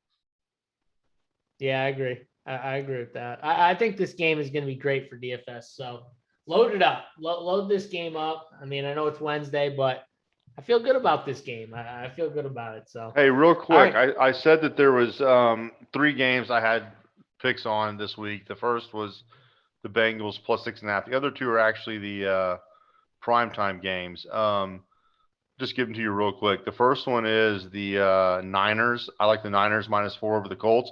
But hey, Tony, he's looking good, baby. Your boy Carson, man, he looks so good. I mean, he was probably the best quarterback in the league last week. Some of those deep balls he threw were why I love them because he's got a rifle. But in this spot, Niners -4, coming off a bye week. I mean, I know everyone's going to hates it, but Jimmy's still better than Trey Lance. He's going to be back starting this week. I like the Niners -4 over the Colts. And then Monday night, now this opened like at 3 or 3.5, but it's gone up. But I really, really like the Saints. It's -4.5 now, maybe 5. But I really like the Saints over the Seahawks. The Saints are just kind of a boring but solid team. And Seattle is so fucking bad. They're terrible. And now they don't even have Russ. Awful. I mean, they were bad with Russ. And now they've got whatever their backup quarterback name is. I can't remember, but Geno Smith. Yeah, Geno. I mean, come on. So Bengals plus 6.5, Niners -4, and then kind of a double play on the Saints -4.5. I really think that they're, I think the Saints are a solid team, and I don't know. It's a good team playing a bad team, at less than a touchdown. So I'm in on that. This is why I love Wilson coming on though, because that Saints game has stuck out to me like all week. So Seattle just played. Who'd they just play? Where they played Pittsburgh. Yeah, Pittsburgh was awful. Seattle was even worse. Geno looked terrible. Seattle is a total disaster. The Saints are a good team. Yeah, they don't have a ton of weapons right now, but they're well coached. They're going to dismantle this Saints team. I hope my boy Taysom's back because it's showdown time. That's when he thrives. But I don't know. They freaking killed him 2 weeks ago. I Well, don't and know. honestly, I think that this is a spot where the public's actually going to be on Seattle. Yeah. They've kind of gotten popular, take home underdog, and people. I don't think people really think the Saints are very good. I love Honestly, I just think that this is a good spot for the Saints. So anyway, that's the one. I wanted to make sure we covered that game. The Colts though, you got me excited. The Colts are getting guys back too. I Wentz is know, I looking know. healthier. DeForest He is. Buckner's coming that back. was making me more nervous. The more I watched the replay of that game, it's like, damn, man, he's probably better than Jimmy G. I mean, So if he's not better than Jimmy G, then I need man, to. you've taken a lot of abuse on Carson. Oh, Wentz it over would be the years. sweetest thing ever if he came back and Nothing started better, doing well. Wilson, than you coming on and saying he was the best quarterback in week 6. He By the was way, incredible was, last week. Kyler Murray has something to say about Oh, that. Okay, well, but- no, I understand. Oh, I mean, stop. I'm just saying he's in the conversation. Okay, come on. Okay. He won. Yeah. He won the Player of the Week, so obviously it wasn't that crazy of a statement. Just some of those throws were just like. I mean, I said nothing better for you than hearing Oh him come yeah, I on and love. say I mean, that. That's what just I being said. serious. Like I said, he was I struggling. mean, early one in of the those year. deep balls was like 70 yards in the air. I mean, it was crazy. He threw 2 incredible deep balls that just literally dropped out of the sky into the receiver's arms. Yeah, That is I mean, one thing he's been good at, especially when he was good, was that deep ball. That's something that TY is going to help him too. If TY can be that over the top consistent person, it's going to open up Pittman a ton. It's going to. Didn't he get hurt again or something? yeah, I think What- Ty's already hurt. He already got hurt again. I seen Yeah. something about he was questionable again or something. I think he hurt his hamstring or something. Oh I God! don't know if he's going to play or not, but I know Campbell went on the IR. He's done. Yeah. Paris Campbell. I know that. DeForest Thank Buckner coming back though against the Niners is a big thing for that game, I think. Huge for the run. I mean, they're going to try and run the football, San Fran, like they always do. He's going to be a big part of stopping it. So Buckner's a huge piece. I like them. I think that I'm with you guys. I think the Colts. I think they win that game. He's on the Niners. He's not on the Colts. Oh, I'm on he's the Niners. Yeah, I am. That was very Oh. hurtful. yeah, I'm on the Ooh. Niners off the bye week. Jimmy G Okay. back at quarterback. I'm on the Niners, but Is Jimmy G going to get another calf injury mysteriously after his calf? And we're Yeah. gonna The get old Trey fake Lance? calf injury. yeah, um, I love that game. The old fake calf injury. Oh, We God. got to get to the trash talk portion now. What Yeah. were we going to get Wilson to well, talk about? I mean, a lot of people have been showing me stuff, and I really just want I want DraftKings to stop the cheating. It's really obvious. I played a lot of 3-mans with McLovin and SRN. There may be some other guys involved in baseball season, football season, and the way it works with these guys, it's not the way I play cash. I play a little bit. I think I adjust my projections away from the industry more than most people, but there's like 2 cash lineups. There's maybe 3. Sometimes there's just 1. And I play in these 3-mans with these guys day after day after day. And they run the chalkiest of chalk lineups. They don't deviate from some sort of aggregate of projections from around the industry. Never. And they've never once had the same lineup in a 3-man. And I mean, it's just so blatant that they're cheating. And then the worst part is with late swap is that whoever's behind then can move away from the chalk, and it sort of gives them, 2 shots at you. And then of course, if you happen to have the same lineup as one of them, well, then you're just completely screwed. And that's what they're hoping for, is that you've got the same lineup as one of them. Because then they've just got you completely covered up. I mean, it's just, they're structuring their entries. It's, 100% collusion. It's not right. And what irritates me the most about it is that, like, for years, people were screaming about like Empire Maker and those guys cheating because they always ran the same lineup. The same team, which hurts them. Right. And but I know what they were doing. I mean, I realize that they're using the same projections and all that, but the reason they're using the same lineup is because that's what you have to do to avoid collusion. Like, I can't tell you how many times I've been in an 8-man Thunderdome with Schlong and Empire, and they've got the same team. I mean, literally, like hundreds of times. That's Yeah. the exact opposite of cheating. That's actually It's cheating themselves, if It's cheating anything. They're running the themselves I same would team. prefer that, knowing Yeah. Of that course. two guys have the same lineup, even if they Of are course. Empire. It's the You dumbest prefer that. argument in all of DFS when people complain about people running the same team. Like, you want them to run the same team, no Right. matter what it is. I keep telling them, like, that's how I know they're not cheating, because they're putting the same lineup in the same contest. And it's like 10-man fields a lot of times. It is. I mean, it's 8, 10, 12-man fields. I mean, and honestly, I mean, but then now no one. I mean, I'm talking about not. There's some sharp people talking about this cheating thing now, of course, but I'm talking about just the shooting gallery, the masses. They don't say anything about McLovin because, he doesn't ever run the same lineup as anyone, so everyone, it never gets on anyone's radar. But like, it's so obvious what they're doing, and so I've been in talks with DraftKings. I'm trying to get it. Look, I'm not really angry or upset, but I just want it to stop. I mean, come on. The issue is, like, how do they, like, officially prove it? We know it's true. Just from what you said and what Chess said in that interview, I know it's true. But how do you, like, prove it to be true? Well, I think that if you get to a certain amount of contest where you never run the same lineups, I mean, of course, you can't say it's 100% true, but you can basically know for sure. And look, you can just say, like, guys, you guys just can't play in the same, 3-4 mans anymore. I mean, it's right there. Right. I mean, are they always, because I don't play up in those things, JSU doesn't, are they always just in the same contest too? Yeah, I mean, so they're always they're always flooding the 3-man lobby. I mean, that's where they try to get a ton of action is in these 5 and 10K 3-mans.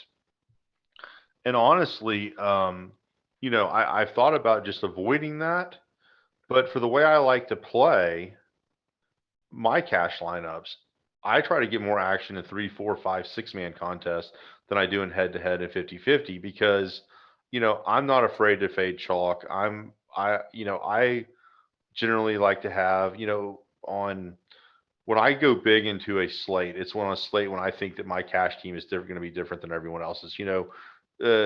Tony, we've talked about that in the past with Hoop about how, those are the slates you really want to go big on. Or sometimes it's even worth taking, a 0.5 or 1 point, worst play just to be different than everyone.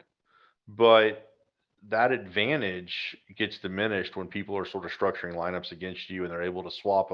They're able to coordinate late swaps. And I mean, it just becomes difficult. So they can really attack you too, right? The more I'm thinking about it, like they can pivot to two guys, like in a situation where one could play AD, one play LeBron, or situations like that, and come at you from both directions. Well, right, and then like this last week, you get to a situation in football where the one that's behind, okay, and going into the late games, he's got 3 players left. The one that's ahead has 2 players left, and he's barely behind.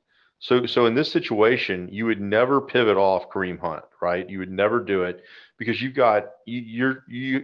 have a realistic chance for your defense to put up 6 points or 7 points. Like you might still be a little bit behind, but if you pivot off Kareem Hunt, you're way behind.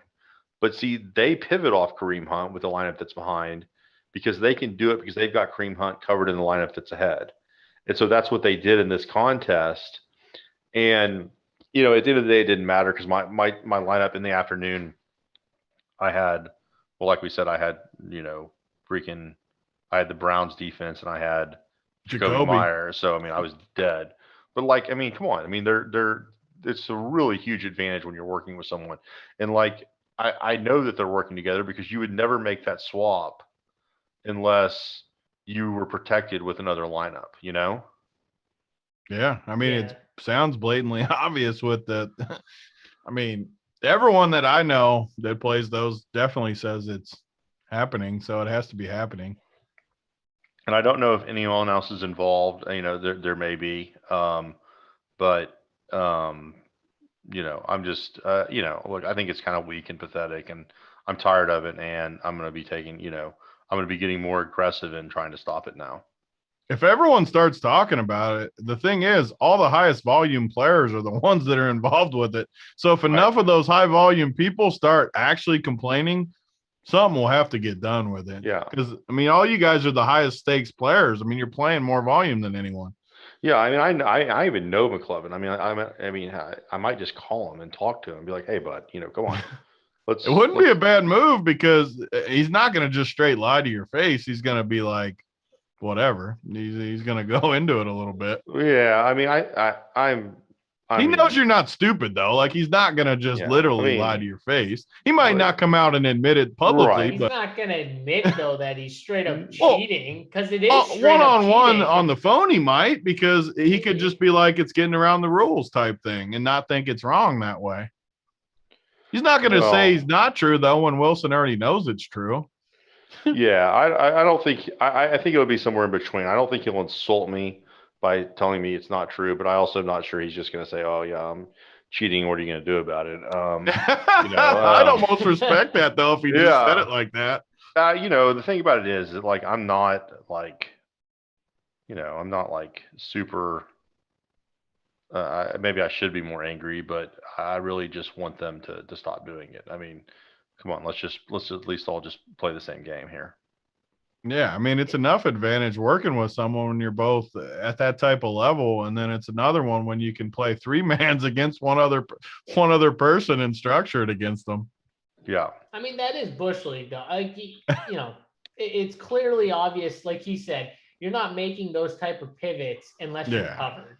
That's not in cash. Now, especially when you're those high volume players. Now, if you're playing some like random people though, that maybe they just jumped in the contest with you. Maybe they would but McLovin's not one of those people. You know what I mean? The other guys, they're not those people. So, like he said, there's no way they're making a swap like that unless they think like, okay, we got the Hunt side. Now we take the other side just in case and have it from both angles. So, yeah. What'd you think about the rest of that? Did you watch the Chess talking trash where he was saying he basically made fun of Empire? He was. They were. I listened to that, and he was basically like, well, Osmo called out Empire for, him and his buddies running the same lineup in the same contest, and Chess was like, well, great, thanks. He basically shit on our boy Empire. Yeah, but look, Empire's track record in DFS stands on its own. So his track record in all forms of gambling, like yeah. For sure. What did you think about how he basically said he's the biggest winner of all time, and there's not enough money in DFS to even play? Who said that? That's what Chess said. That he's the biggest winner ever, and that there's literally not enough money to even make it worth his time anymore. He said there was a cap, pretty much. Yeah. He said there was a cap in DFS, and he pretty much said without saying that he hit the cap, and that was it.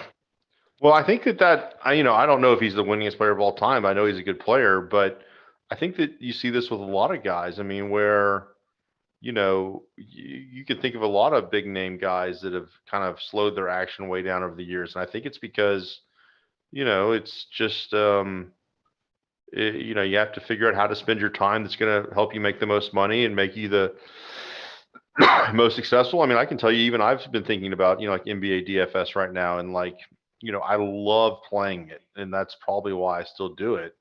But is it really like the optimal use of my time? So, I think everyone has to have those conversations. So I believe him. I think that, he's probably found a lot of, people that are good at DFS are probably good at other stuff. It's just kind of the way life works. So he's a super smart guy too. Yeah. So when I said that, I wasn't in any way saying he wasn't, because I think he's incredible too. But I think that in DFS, the cap may get lower and lower because, I don't know, the sites are not prioritizing DFS. So, yeah, I don't know, but I still enjoy it. And, I still like kind of putting the puzzle together. Yeah, I mean, sports betting is definitely going to be the site's priority. Like, clearly, it's what these sites are pushing more and more and more, and they will. And that's probably, why you're seeing the DFS product for sure from FanDuel take a hit. DK maybe to a lesser extent. Yeah, I barely play on FanDuel anymore. I just play on DraftKings. It's tough, man. They make it tough to play on FanDuel. I like it, but the contests are pathetic a lot of times. Outside of like NFL stuff, and even them are lower, but it's pathetic. They just don't care at all. Yeah. Yeah, they're high stakes contests where they go from like 100K to like 20K or whatever. Like 10K. Like, it's ridiculous. Yeah, 10K. It's crazy. All righty. All right, boys. Yeah. Good talk. We got to get you back on here, though. We need to. I've been wanting to do this. We just have been so busy with the RunPure where we do some sort of like Print Factory where we do the week where we don't talk about slates and stuff. We just come on and do what we do. Just freaking talk about the show. We got a bunch of shows coming back, too.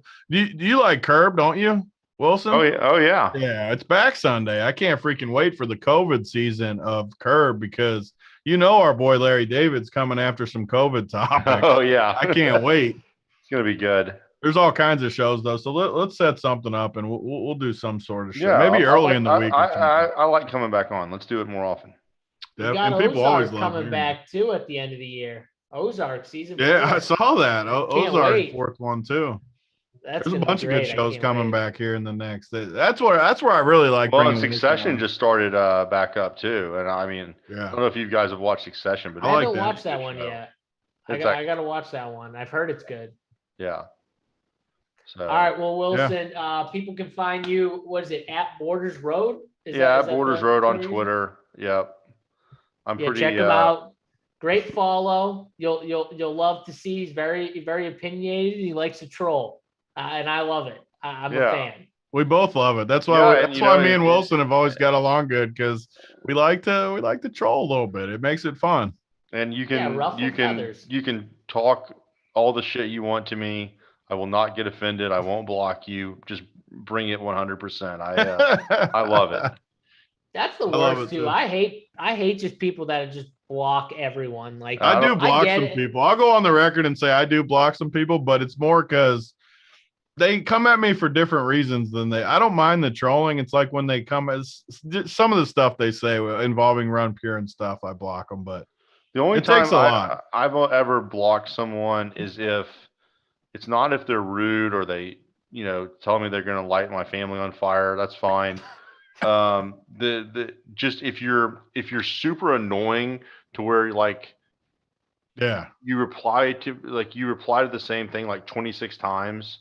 Where I can't even get through my timeline because, but even then I'll send the person a direct message and say, hey man, listen, I'm totally cool with you, busting my balls, tell me I'm terrible, but I just need you to pick your spots a little more carefully because. Yeah, just say your piece. Say your piece and then wait a little bit, Yeah, exactly. I bet they respond to you good too when you do honestly, that. When you DM people, the responses you get are so good. You disarm people so much when you send someone a very nice direct message. You'll say, hey man, listen, just wanted to respond to your tweet about, you telling me to go kill myself. I just was wanting to see if I could get a little more color on what you're thinking about because, I'd love to. And it's so funny how people react. Like, oh man, I was just having a bad day. I mean, it's really interesting. No one, the way people. I don't think people want to there are some people that definitely want to argue on there all the time. But for the most part, I refuse to believe that everyone's just on there I'm going to pick a fight with someone today. Oh, this guy said something crazy. I'm going to go after him.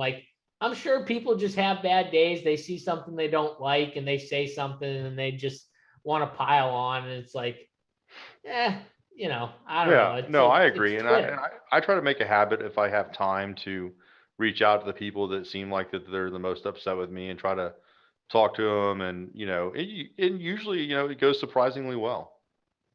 See, things you didn't know. Wilson behind the scenes is actually helping the trolls that are trolling him or trying to get under his skin. You love to see it.